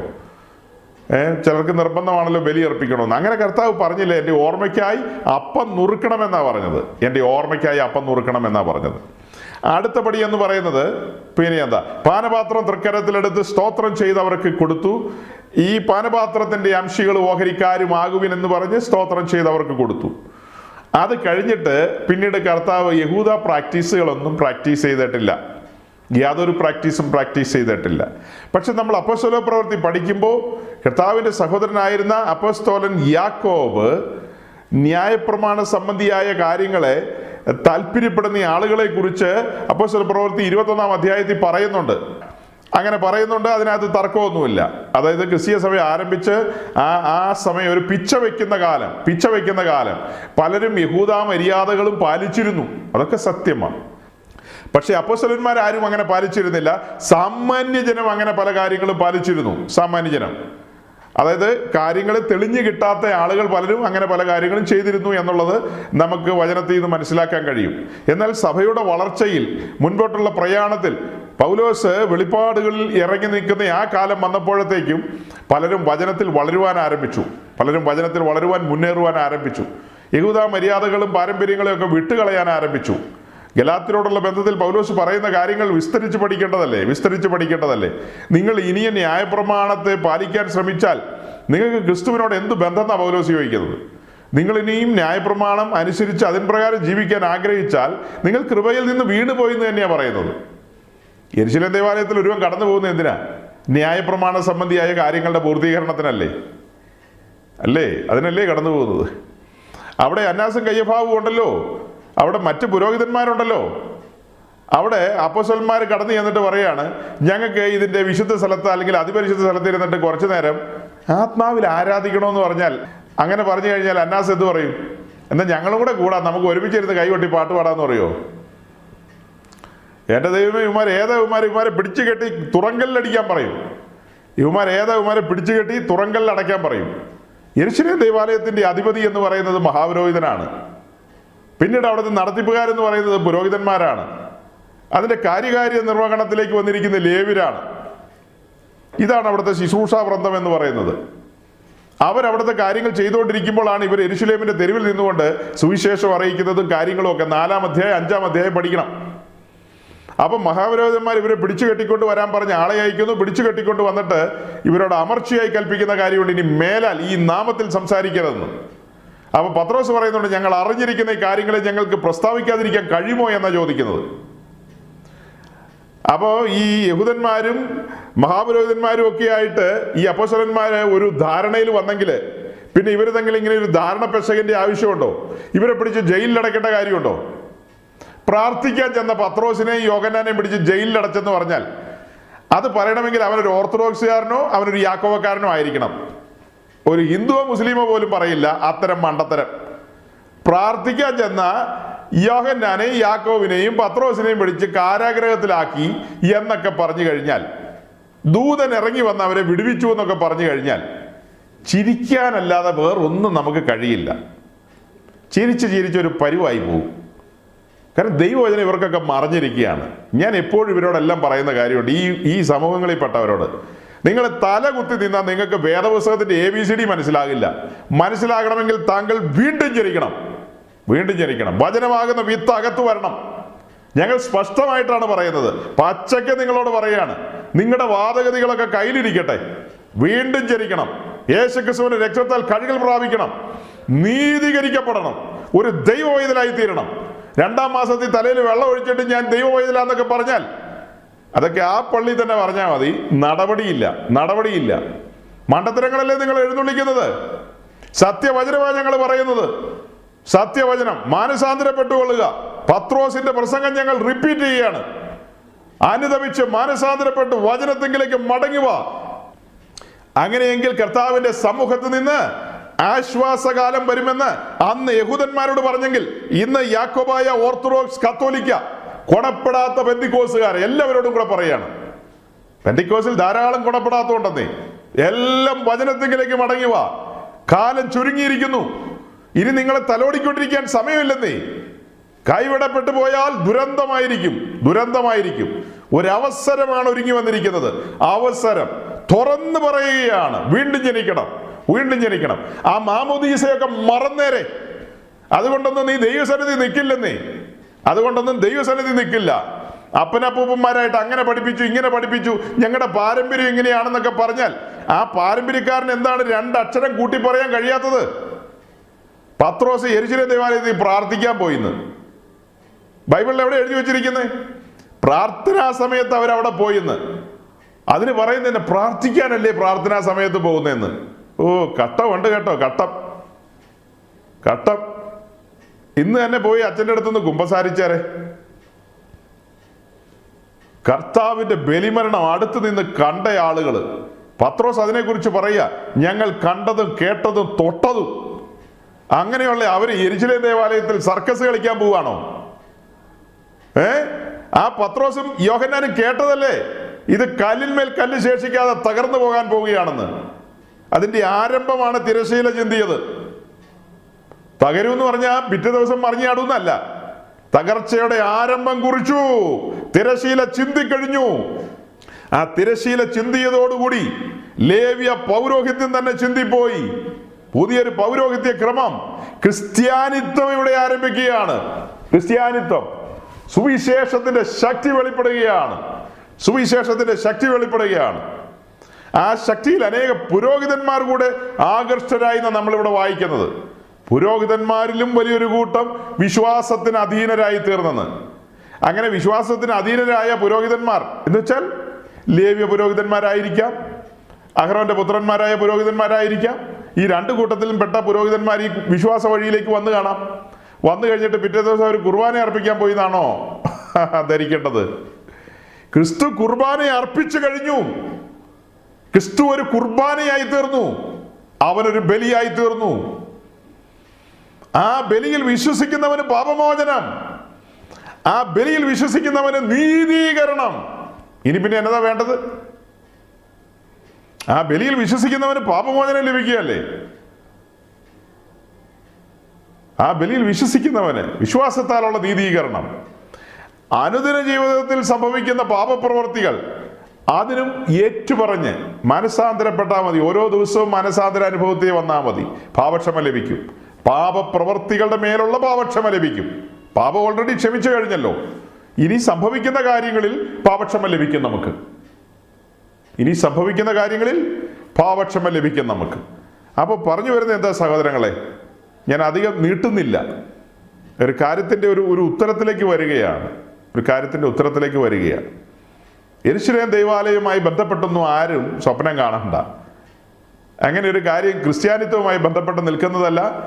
യെരുശലേം ദേവാലയം, സമാഗമന കൂടാരമൊക്കെ നമുക്ക് പഠനത്തിന് വേണ്ടി മാത്രമുള്ളതാണ്. ജസ്റ്റ് പഠനം മാത്രം. അതിൻ്റെ ആത്മീയ അർത്ഥങ്ങൾ, അതിൻ്റെ ഉള്ളടക്കങ്ങൾ 2 വിഷയമാണ് പഴയ നിയമത്തിൽ നിറഞ്ഞു നിൽക്കുന്നത്. 1 സമാഗമന കൂടാരം, 2 യെരുശലേമിലെ ദൈവാലയം. പുതിയ നിയമസഭയോടുള്ള ബന്ധത്തിൽ ഈ 2 കാര്യവും നമ്മൾ പഠിപ്പിക്കും. സമാഗമന കൂടാരം ഈ കാലഘട്ടത്തിലെ ദൈവസഭയെ കാണിക്കുന്നതാണ്. സഞ്ചരിക്കുന്ന കൂടാരം, മൊബൈൽ ടെമ്പിൾ. ഈ കാലഘട്ടത്തിൽ ദൈവസഭ മരുഭൂമിയിലൂടെ പ്രയാണം ചെയ്ത് പോയിക്കൊണ്ടിരിക്കുന്നവരുടെ സംഘമാണ്. പ്രയാണം ചെയ്യുന്നവരുടെ സംഘമാണ് സഭ. അപ്പൊ അതാണ് സമാഗമന കൂടാരവുമായി ബന്ധപ്പെടുത്തി ഇന്ന് കണക്ട് ചെയ്യുന്നത്. അതേസമയം ആ പെർമനന്റ് സ്ട്രക്ചറായ യെരുശലേം ദൈവാലയം, അത് നമ്മൾ വരാൻ പോകുന്ന പുതിയ ഭൂമിയിലെ പുതിയ യെരുശലേമുമായി ബന്ധപ്പെടുത്തി പഠിപ്പിക്കും. ഇതിന്റെ കല്ലുകൾ, അവിടുത്തെ കല്ലുകൾ, 2ഉം ചേർത്ത് നിർത്തി പഠിപ്പിക്കും. 2ഉം ചേർത്ത് നിർത്തി പഠിപ്പിക്കും. ഇതിന്റെ ചുറ്റുമതിൽ, അതിന്റെ ചുറ്റുമതിൽ, അങ്ങനെ അനവധിയായ കാര്യങ്ങൾ ഇത് 2ഉം ചേർത്ത് വെച്ച് പഠിക്കാനുണ്ട്. അതല്ലാതെ ഇത്തരം ദുരുപദേശങ്ങളും വഞ്ചനകളും മനുഷ്യരുടെ നടുവിലേക്ക് ഈ കൂട്ടരൊക്കെ ഇങ്ങനെ ഇങ്ങനെ ഇങ്ങനെ പറഞ്ഞും പഠിപ്പിച്ചും ആളുകളെ വഞ്ചിച്ചിട്ടിരിക്കുകയാണ്. ആ വഞ്ചനകളിൽ നിന്നുള്ള സ്വാതന്ത്ര്യത്തിനാണ് ഇങ്ങനെ പ്രസംഗിക്കുന്നത്. തുറന്ന് ഞങ്ങൾ പ്രസംഗിക്കുകയാണ്, തുറന്ന് ഞങ്ങൾ കാര്യങ്ങളെ പറയുകയാണ്. ക്രിസ്തീയ സഭയുടെ സ്ട്രക്ചർ എന്താണെന്ന് മനസ്സിലാക്കണം. അപ്പോസ്തല പ്രവൃത്തി 17-ാം അധ്യായത്തിൽ എഴുതിയിരിക്കുകയാണ്, അത്യുന്നതനായ ദൈവം കൈപ്പണിയായ കെട്ടിടങ്ങളിൽ വാസം ചെയ്യുന്നില്ല, ടെമ്പിൾസിൽ വാസം ചെയ്യുന്നില്ല. അരിയോപക കുന്നിൽ നിന്നുകൊണ്ട് പൗലോസ് പറയുകയാണ്, അവിടെ കാണുന്ന അനവധിയായ ടെമ്പിൾസ് ഉണ്ട്, അനവധിയായ ദൈവാലയങ്ങളെന്ന ഓമന പേരിൽ അറിയപ്പെടുന്ന പാഗൻ മതക്കാരുടെ അനവധിയായ ക്ഷേത്രങ്ങളുണ്ട്. അതിലൊന്നും വലിയവനായ ദൈവം വസിക്കുന്നില്ല. അപ്പൊ ചോദിക്കും, യെരൂശലേം ദൈവാലയത്തിൽ വസിക്കുമോ എന്ന്. വസിച്ചിരുന്നു. കർത്താവ് യേശുക്രിസ്തുവിന്റെ ബലിമരണം വരെ അവിടെ ദൈവസാന്നിധ്യം ഉണ്ടായിരുന്നു. അതിനുശേഷം അവിടുത്തെ ദൈവസാന്നിധ്യം പുറത്തുപോയി. ആ ദൈവസാന്നിധ്യമാണ് കൂടിയിരുന്ന 120 പേരുടെ ഉള്ളിലേക്ക് വന്നത്. അവിടെ കടന്നു വന്ന 3000 പേരുടെ ഉള്ളിലേക്ക് വന്നത് ദൈവസാന്നിധ്യമാണ്. അവരെല്ലാം ദൈവത്തിന്റെ മന്ദിരമാക്കി തീർത്തു. ഇന്ന് നാം ഓരോരുത്തരും ദൈവത്തിന്റെ മന്ദിരമാണ്. ഇന്ന് നമുക്ക് ഇതുപോലെ അക്ഷരികമായ മന്ദിരങ്ങളില്ല. നമുക്ക് അക്ഷരികമായ മന്ദിരങ്ങളില്ല. അപ്പൊ ചിലർ ചോദിക്കും, നിങ്ങൾക്ക് ആരാധിക്കാൻ കെട്ടിടം വേണ്ടേന്ന്. അതിന് നമ്മൾ കിട്ടുന്ന സ്ഥലത്ത് ആരാധിക്കും. മരത്തിന്റെ ചോട്ടിലിരുന്നു ആരാധിക്കും, മരത്തിന്റെ ചോട്ടിലിരുന്നു ആരാധിക്കും, കപ്പലിലിരുന്ന് ആരാധിക്കും, വിമാനത്തിലിരുന്ന് ആരാധിക്കും, റോക്കറ്റിലിരുന്ന് ആരാധിക്കും, എവിടെ ഇരുന്നു ആരാധിക്കും. ആരാധനയുടെ പ്ലേസ് മാറിയെന്നേ. അന്ന് ആരാധനയ്ക്ക് യെരൂശലേം ദേവാലയത്തിന്റെ വിശുദ്ധ സ്ഥലത്ത് വരണമെങ്കിൽ ഇന്ന് ആരാധന എൻ്റെ ഹൃദയത്തിലാണ്, എൻ്റെ ആത്മാവിലാണ് ആരാധന നടക്കുന്നത്. അങ്ങനെയല്ലേ പറയേണ്ടത്? ഇന്ന് ആരാധന എൻ്റെ ആത്മാവിലാണ്. അതാണ് റോമർ 1:10 പറയുന്നത്. ഞാൻ എൻ്റെ ആത്മാവിൽ ആരാധിക്കുന്ന ദൈവം സാക്ഷി എന്ന് പറയുന്നത്. ഞാൻ എൻ്റെ ആത്മാവിൽ ആരാധിക്കുന്ന ദൈവം. ആരാധന എൻ്റെ ആത്മാവിലാണ്. പണ്ട് അങ്ങനെയല്ലായിരുന്നു. പണ്ട് എങ്ങനെയായിരുന്നു? യെരൂശലേം ദേവാലയത്തിന്റെ ഹോളി പ്ലേസിൽ ആരാധനയുടെ ആരംഭം കുറിക്കുന്ന പുരോഹിതന്മാരാണ്. ജനമെല്ലാം പ്രാകാരത്തിൽ നിന്ന് അവർ കൈകളെ വീശുകയും അങ്ങനെ ഇങ്ങനെയൊക്കെ ചെയ്ത് അവരുടെ ഭാഗം പൂർത്തീകരിക്കും. അത്രമാത്രം ആരാധന പുരോഹിതന്മാരാണ് അർപ്പിക്കുന്നത്. അതേസമയം പുതിയ നിയമ ആരാധന എന്ന് പറയുന്നത് എന്തെന്ന് മനസ്സിലാക്കിയ പത്രോസ്, ശമരിയക്കാരിയോട് നമ്മുടെ കർത്താവ് സംസാരിക്കുമ്പോൾ പത്രോസ് കൂടെയുണ്ടെന്നേ, യോഹന്നാനും കൂടെയുണ്ട്. അന്നേരം യോഹന്നാന്റെ സുവിശേഷത്തിലല്ലേ എഴുതി വെച്ചിരിക്കുന്നത്. ശമരിയക്കാരിയോട് എന്താ കർത്താവ് പറഞ്ഞത്? കർത്താവ് ആത്മാവാകുന്നു. ആ കർത്താവിനെ ആരാധിക്കേണ്ടവർ ആത്മാവിലും സത്യത്തിലും ആരാധിക്കണം, ആത്മാവിലും സത്യത്തിലും ആരാധിക്കണം. അങ്ങനെ സത്യാരാധനയുടെ നാഴിക വന്നിരിക്കുന്നു. ചിലർ ആ മലയിലും ചിലർ ഈ മലയിലും. അതായത് ശമര്യര് ഗ്രാസീം മലയിൽ പോയി ആരാധിക്കുമ്പോൾ യഹൂദന്മാര് മോറിയ മലയിൽ യെരൂശലേം ദേവാലയത്തിൽ പോയി ആരാധിക്കുന്നു. ഈ രണ്ട് ആരാധനാ രീതികളും റദ്ദ് ചെയ്തുകൊണ്ട് പുതിയൊരു ആരാധനക്രമം വരികയാണ്. ആത്മാവിലും സത്യത്തിലുമുള്ള ആരാധന. അങ്ങനെ ഒരു ആരാധനയുടെ നാഴിക വരുന്നു. മാളിക മുറിയിൽ അത് ആരംഭിച്ചു. അതിന്റെ ഭാഗമായി തീർന്ന പത്രോസ് ആത്മാവിൽ നിറഞ്ഞ് അവിടെ സന്ദേശം അറിയിച്ചു. പത്രോസിന്റെ വാക്കുകൾ കേട്ടവരാണ് ദൈവരാജ്യത്തിലേക്ക് കടന്നു വന്നത്. ആ പത്രോസ് ഛർദ്ദിച്ചത് ഭക്ഷിക്കാനായിട്ട് യെരൂശലേം ദേവാലയത്തിലേക്ക് പോകുമെന്ന് ഒരു നസ്രാണി പറഞ്ഞാൽ അവനെ കുറിച്ച് എന്താ പറയുക? ആ പത്രോസ് എഴുതിയിരിക്കുന്നത്. ഛർദ്ദിച്ചത് ഭക്ഷിക്കാൻ പോകുന്ന നായോട് ഉപമിച്ച് എഴുതിയിരിക്കുന്നത്. ആ വാക്യം ഒന്ന് വായിച്ചേ ശിശു പാസ്റ്ററെ, വായിച്ചേ. തങ്ങൾക്ക് ഏൽപ്പിച്ചു കിട്ടിയ വിശുദ്ധ കൽപ്പനയെ നീതിയുടെ വഴിയറിഞ്ഞ ശേഷം വിട്ടുകളയുന്നതിനേക്കാൾ അത് അറിയാതിരിക്കുന്നവർക്ക് നന്നായിരുന്നു. എന്നാൽ സ്വന്തം ഛർദിക്ക് തിരിഞ്ഞ നായെന്നും കുളിച്ചിട്ട് ചെളിയിൽ ഉരുളുവാൻ തിരിഞ്ഞ പന്നിയെന്നുമുള്ള സത്യമായ പഴഞ്ചൊല്ല് പോലെ അവർക്ക് സംഭവിച്ചു. കണ്ടില്ലേ? കുളിച്ചിട്ട് ചെളിയിൽ ഉരുളുവാൻ തിരിഞ്ഞ പന്നി, നായ്, ഇങ്ങനെയൊക്കെയുള്ള പദങ്ങൾ പത്രോസും പൗലോസും ഒക്കെ പറയുന്നുണ്ട്. അപ്പൊ ഇവര് ഈ സത്യങ്ങളൊക്കെ അറിഞ്ഞ ശേഷം പിന്നെയും ഇങ്ങനെ ഒരു കാര്യത്തിലേക്ക് പിന്തിരിഞ്ഞു പോയി എന്നൊക്കെ പറഞ്ഞാൽ അത് ഈ അപ്പോസ്തലന്മാരെ അപമാനിക്കുന്നതിന് തുല്യമല്ലേ? അതൊരു ഒരു ദൈവനിന്ദയ്ക്ക് തുല്യം തന്നെയാണ്. കർത്താവിന്റെ ശ്രേഷ്ഠരായ അപ്പോസ്തലന്മാരെ ഏറ്റവും വില കുറിച്ച് കാണുകയും അവരെ നിന്ദിക്കുകയും അപമാനിക്കുകയും ചെയ്യുക എന്ന് പറഞ്ഞാൽ അവർ യഹൂദ പ്രാക്ടീസുകളിലേക്ക് തിരിഞ്ഞെന്ന് പറഞ്ഞാൽ, അപ്പൊ ചോദിക്കും, പത്രോസ് പരിച്ഛേദനവാദത്തെ അല്പസമയം ഒന്ന് സപ്പോർട്ട് ചെയ്തില്ലെന്ന് ചോദിക്കും. യെസ്, അതൊരു മിസ്റ്റേക്കാണ്. പത്രോസിനെ പൗലോസ് തിരുത്തിയെന്നേ. ആ തിരുത്തൽ പത്രോസ് ശിരസ വഹിച്ചു. ആ തിരുത്തലിനെ പത്രോസ് ശിരസ വഹിച്ചുകൊണ്ട് ആ തിരുത്തലിന് വിധേയമായി. പത്രോസ് വിധേയമായി. അതുകൊണ്ടല്ലേ ഇത്ര ആധികാരികമായി മൂർച്ചയോടെ എഴുതാൻ കഴിയുന്നത്. നീ ഇത് അറിയാതിരുന്നെങ്കിൽ നിനക്ക് നന്നെന്നൊക്കെ പറഞ്ഞത്. ഇതറിഞ്ഞ പത്രോസും യോഹന്നാനും യെരൂശലേം ദേവാലയത്തിൽ വീണ്ടും യാഗം അർപ്പിക്കാൻ പോയി എന്ന് പറഞ്ഞു കഴിഞ്ഞാൽ, നിങ്ങൾ ആദ്യം 5 വിധ യാഗങ്ങൾ എന്താണെന്ന് പഠിക്കുക, യെരൂശലേം ദേവാലയത്തിലെ ശുശ്രൂഷയുടെ ക്രമങ്ങളൊക്കെ പഠിക്കുക, ഈ 7 ഉത്സവങ്ങൾ എന്താണെന്ന് പഠിക്കുക, പൗരോഹിത്യ ക്രമങ്ങൾ ആഴങ്ങൾ പഠിക്കുക. അതൊക്കെ പഠിച്ച് മനസ്സിലാക്കിയിട്ട് വരികയാണെങ്കിൽ നല്ല രീതിയിൽ കമൻ്റ് എഴുതാം. അല്ലാതെ ഞങ്ങളോടൊന്നും കമൻ്റ് എഴുതിയാൽ നിങ്ങൾ എങ്ങും എത്താൻ പോകുന്നില്ല. അഹങ്കാരമല്ല കേട്ടോ, മഹാകൃപയാൽ സ്വർഗത്തിലെ ദൈവം ഞങ്ങൾക്ക് ബോധ്യപ്പെടുത്തി തന്ന കാര്യമാണിത്. ഇത് ഞങ്ങളുടെ പ്രിയപ്പെട്ടവരായ നിങ്ങളും അറിയണം. നമ്മളെല്ലാം ഈ സത്യക്രിസ്ത്യാനിത്വത്തിന് വേണ്ടി നിൽക്കണം. ഏതെങ്കിലും ഒരു ഡിനോമിനേഷന് വേണ്ടി മരിക്കാൻ നിൽക്കുകയല്ല വേണ്ടത്. നമ്മൾ മരിക്കുന്നെങ്കിൽ ക്രിസ്തുവിന് വേണ്ടി മരിക്കണം, അല്ലാതെ ഓർത്തഡോക്സിന് വേണ്ടിയോ പെന്തിക്കോസിന് വേണ്ടിയോ ഒന്നും അല്ല മരിക്കേണ്ടത്. നമ്മൾ മരിക്കുന്നെങ്കിൽ ക്രിസ്തുവിന് വേണ്ടി മരിക്കണം. ദൈവരാജ്യ നിമിത്തം നമ്മൾ അതിലാണ് ആനന്ദിക്കേണ്ടത്. കർത്താവിൻ്റെ വചനങ്ങളിലാണ് രസിക്കേണ്ടത്. ആ വചനത്തിൽ ഉറ്റുനോക്കുമ്പോൾ കാണുന്ന കാര്യങ്ങളുണ്ട്. ആ കാര്യങ്ങൾക്ക് വിരുദ്ധമാണ് ഇന്നത്തെ ഈ മെയിൻ ലൈൻ ക്രിസ്തീയ ലോകം മുഴുവനും. വചനത്തിന് വിരുദ്ധമായി സഞ്ചരിക്കുന്നവരാണ്. വചനത്തിന് എതിരാണ് അവര്. വചനത്തിന്റെ ശത്രുക്കളാണ് അവര്. ഇതിൽ കൂടുതൽ ഞാൻ എന്ത് പറയാനാണ്? എന്നെക്കൊണ്ട് കഴിയുന്ന രീതി ഞാൻ പറഞ്ഞിട്ടുണ്ട്. എന്നെക്കൊണ്ട് കഴിയുന്ന രീതിയിൽ. സഹോദരങ്ങളെ, നിങ്ങളിൽ പലരും ദൈവത്തിന്റെ വചനത്തിന്റെ ശത്രുക്കളാണ്. മടങ്ങി വരിക. സ്നേഹത്തോടെയാ പറയുന്നത്. മടങ്ങി വരിക. മടങ്ങി വന്ന് വചനത്തിന്റെ മുമ്പാകെ താണിരുന്നാൽ സ്വർഗത്തിലെ ദൈവം വെളിപ്പാടുകൾ നൽകും. ആ വെളിപ്പാടുകളിൽ നമുക്ക് മുൻപോട്ട് പോകാൻ കഴിയും. വെളിപ്പാടില്ലാത്തടത്ത് ജനം മര്യാദ വിട്ട് നടക്കുന്നെന്നാണ് വചനം പറയുന്നത്. വെളിപ്പാടില്ലാത്തടത്ത് ജനം മര്യാദ വിട്ട് നടക്കുന്നു. അങ്ങനെ മര്യാദ വിട്ട് നടക്കുന്ന കാലത്താണ് ദൈവം തന്റെ വചനം വെളിപ്പെടുത്തി തരുന്നത്. അതുകൊണ്ട് ഞാൻ വാക്കുകളെ ചുരുക്കിയാണ്.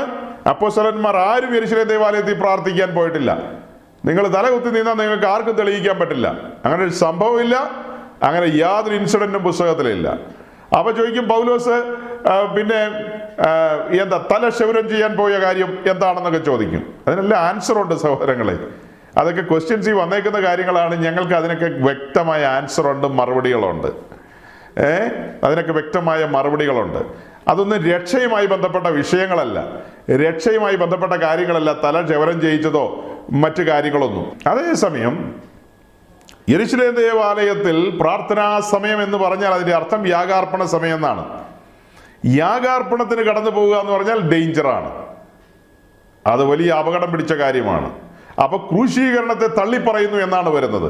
ക്രിസ്തുവിന്റെ ക്രൂശിനെ തള്ളിപ്പറഞ്ഞുകൊണ്ട് അവർ വീണ്ടും യെരൂശലേം ദേവാലയത്തിലെ ഹന്നാസിന്റെ യാഗത്തിലേക്ക് കടന്നുപോയി എന്ന് വന്നാൽ, പത്രോസ് കർത്താവിനെ കോഴി കൂവും മുമ്പ് തള്ളിപ്പറഞ്ഞ പാർട്ടിയാ, പിന്നെയും തള്ളിപ്പറയാൻ പോയി എന്നൊക്കെ നിങ്ങൾ പറഞ്ഞാൽ പത്രോസ് ഓടിക്കും കേട്ടോ. അതൊന്നും നടക്കാത്ത കാര്യമാണ്. നിങ്ങൾ നിങ്ങളുടെ അജ്ഞത കൊണ്ട് പറയുന്നു. ഞങ്ങൾ തിരുത്തുകയാണ്, സ്നേഹബുദ്ധിയാ തിരുത്തുകയാണ്. തിരുത്തിയാൽ നന്ന്, തിരിഞ്ഞു വന്നാൽ കൊള്ളാം.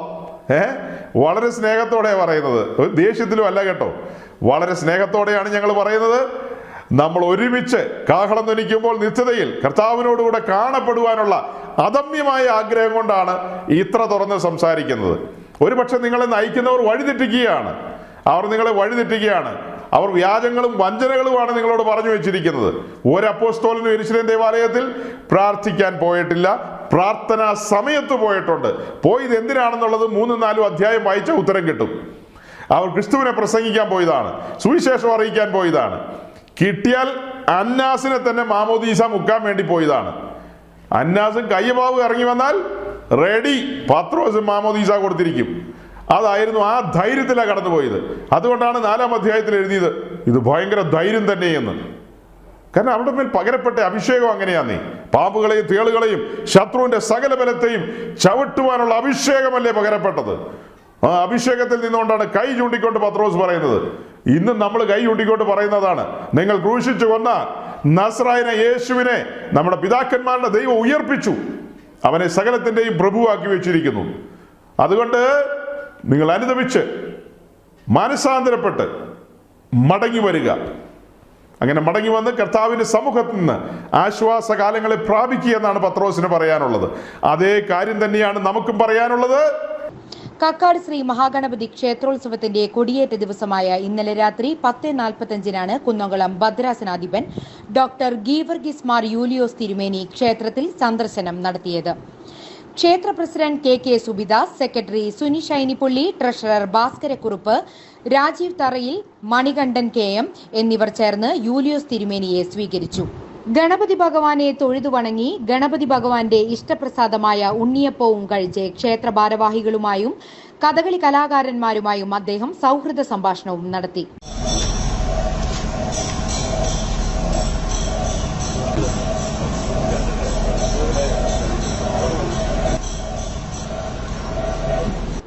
തുടർന്ന് ക്ഷേത്രോത്സവ വേദിയിൽ അരങ്ങേറിയിരുന്ന സന്താനഗോപാലം കഥകളിയും ആസ്വദിച്ചാണ് കുന്നംകുളത്തുകാരുടെ പ്രിയപ്പെട്ട യൂലിയോസ് തിരുമേനി മടങ്ങിയത്.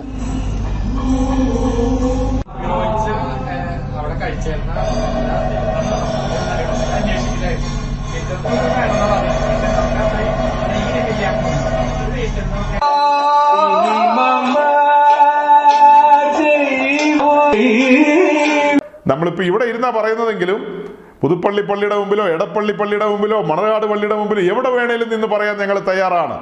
മറ്റൊരുത്തരും രക്ഷയില്ല. നാം രക്ഷിക്കപ്പെടുവാൻ ആകാശത്തിന് കീഴിൽ മനുഷ്യരുടെ ഇടയിൽ നൽകപ്പെട്ട ഒരേ ഒരു നാമം നസ്രായന യേശുവിന്റെ നാമം എന്ന് മണർകാട് പള്ളിയുടെ മുമ്പിൽ വെച്ച് പറഞ്ഞത് പരമാർത്ഥമാണെങ്കിൽ എൻ്റെ 2 കാലും അവിടെയുള്ളവർ തല്ലി ഓടിക്കും. ആ പള്ളി കോമ്പൗണ്ടിന്റെ പരിസരത്ത് നിന്ന് പറഞ്ഞാൽ, പുതുപ്പള്ളി പള്ളിയുടെ കോമ്പൗണ്ടിൽ നിന്ന് പറഞ്ഞാൽ ഉറപ്പായിട്ട് കൈ 2ഉം തല്ലി ഓടിച്ചിരിക്കും. അതേസമയം ഏതെങ്കിലും അമ്പലത്തിന് മുമ്പിൽ എന്ന് പറഞ്ഞാൽ അവരെ പറയും, ചേട്ടാ പോ ചേട്ടാ, ഇവിടെ നിന്ന് സംസാരിക്കേണ്ട, ഞങ്ങൾക്ക് കേൾക്കണ്ട എന്ന് പറയും. ഈ പറഞ്ഞ പുള്ളികൾ വേണമെങ്കിൽ കൈകാര്യം ചെയ്യും. എന്നിട്ട് പറയും ഞങ്ങൾ അപ്പോസ്തോലിക നടപടിക്രമങ്ങൾ പിന്തുടരുന്നവരാണെന്ന്. എന്ത് നടപടി? ആരുടെ നടപടി? അപ്പോസ്തോലിക പാരമ്പര്യം അനുസരിച്ച് സഞ്ചരിക്കുന്നവരാ പറയുന്നത്. ഇതാണ് ഞങ്ങളുടെ പ്രസംഗ വിഷയം. ആത്മരക്ഷയ്ക്ക് യേശു ക്രിസ്തുവിന്റെ നാമം. അത് എവിടെയും പറയണം, ആരോടും പറയണം, ഏത് സമയത്തും പരിജ്ഞാനമില്ലാതെ പോയി പറഞ്ഞേക്കരുത്. പരിജ്ഞാനത്തിൽ അത് കൈകാര്യം ചെയ്യണം. പരിജ്ഞാനം ഉള്ളത് കൊണ്ടാണ് മണർകാട് പള്ളിയുടെ മുമ്പിലേക്ക് വരാത്തത്. കാരണം അവിടെ നിന്ന് ഇറങ്ങി വരുന്ന പുള്ളികൾ കൈകാര്യം ചെയ്യുമെന്ന് ഞങ്ങൾക്ക് അറിയാം. അതുകൊണ്ടാണ് ഇച്ചിരി ദൂരെ റോഡിന്റെ അങ്ങേ കരയിൽ നിന്ന് ഞങ്ങൾ പറയുന്നത്. റോഡിന്റെ അങ്ങേ സൈഡിൽ നിന്ന് പറയുന്നതിന്റെ കാരണം എന്നാ? ഇങ്ങേ സൈഡിലേക്ക് വന്നു കഴിഞ്ഞാൽ തനിനിറം വെളിപ്പെടുത്തും. ഈ അന്നാസും കയ്യഭാവൊക്കെ എത്രയോ മര്യാദക്കാരാന്നറിയാവോ? അവർ പിടിച്ച് ജയിലിലിട്ടുള്ളൂ, കാലും കയ്യും തല്ലി പിടിച്ചില്ല പത്രോസിന്റെ. നമ്മൾ ഈ പറഞ്ഞ പാർട്ടികളുടെയൊക്കെ മുമ്പിൽ ചെന്ന് യേശു ക്രിസ്തുവിലൂടെയാ രക്ഷ എന്ന് പറഞ്ഞാൽ അവർ പറയും ഏറ്റുമാനൂർ അമ്പലത്തിൽ ഞങ്ങൾ പോകുന്നുണ്ട്, ശബരിമലയിലും ഞങ്ങൾ നേർച്ച കൊടുത്തു വിടുന്നുണ്ടെന്നാണ് മെത്രാന്മാർ പറയുന്നത്. ആ മെത്രാന്മാരുടെ ശിഷ്യന്മാരാണ് കൈകാര്യം ചെയ്തിരിക്കുക അവർ. ആട്ടെ, വിഷയങ്ങളെല്ലാം നമ്മുടെ മുമ്പാകെ തുറന്നിരിക്കുകയാണ്. ഇതാണ് സത്യവചനം. അവിടുന്ന് നമ്മെ തന്റെ ആലയമാക്കി നിർത്തിയിരിക്കുകയാണ്. പുതിയ നിയമത്തിലെ ആലയത്തെക്കുറിച്ച് കൊരിന്ത്യർ ലേഖനത്തിൽ പറയുകയാണ്, നിങ്ങൾ ഓരോരുത്തരും ദൈവത്തിന്റെ മന്ദിരമെന്ന്. നാം ആണ് ദൈവത്തിന്റെ മന്ദിരം. നാം ദൈവത്തിന്റെ മന്ദിരം എന്ന നിലയിൽ ഇങ്ങനെ ആക്കപ്പെട്ട് നിൽക്കുമ്പോൾ നമ്മൾ പറയാണ് നമ്മളെക്കാൾ വലിയ ആലയമാണ് യെരുശലേം ദേവാലയം എന്ന് പറഞ്ഞാൽ അത് എന്താ? മലർന്നു കിടന്ന് തുപ്പുന്നതിന് തുല്യമായി പോകും. നമ്മെ യെരുശലേം ദേവാലയത്തിന് മീതെ നിർത്തിയിരിക്കുക. അപ്പൊ നമ്മൾ പറയാണ് അങ്ങനെയൊന്നും അല്ലെന്ന്, യെരുശലേം ദേവാലയം വലിയ സംഭവം എന്ന്. ആ യെരുശലേം ദേവാലയത്തിന് എന്ത് മഹിമയുണ്ട്, അതേ മഹിമയിലാണ് നമ്മെ ഉയർത്തി നിർത്തിയിരിക്കുന്നത്. പാപത്തിന്റെ പടുകുഴിയിൽ നമ്മെ ഉയർത്തി നിർത്തിയിരിക്കുന്നത് എവിടെയാ?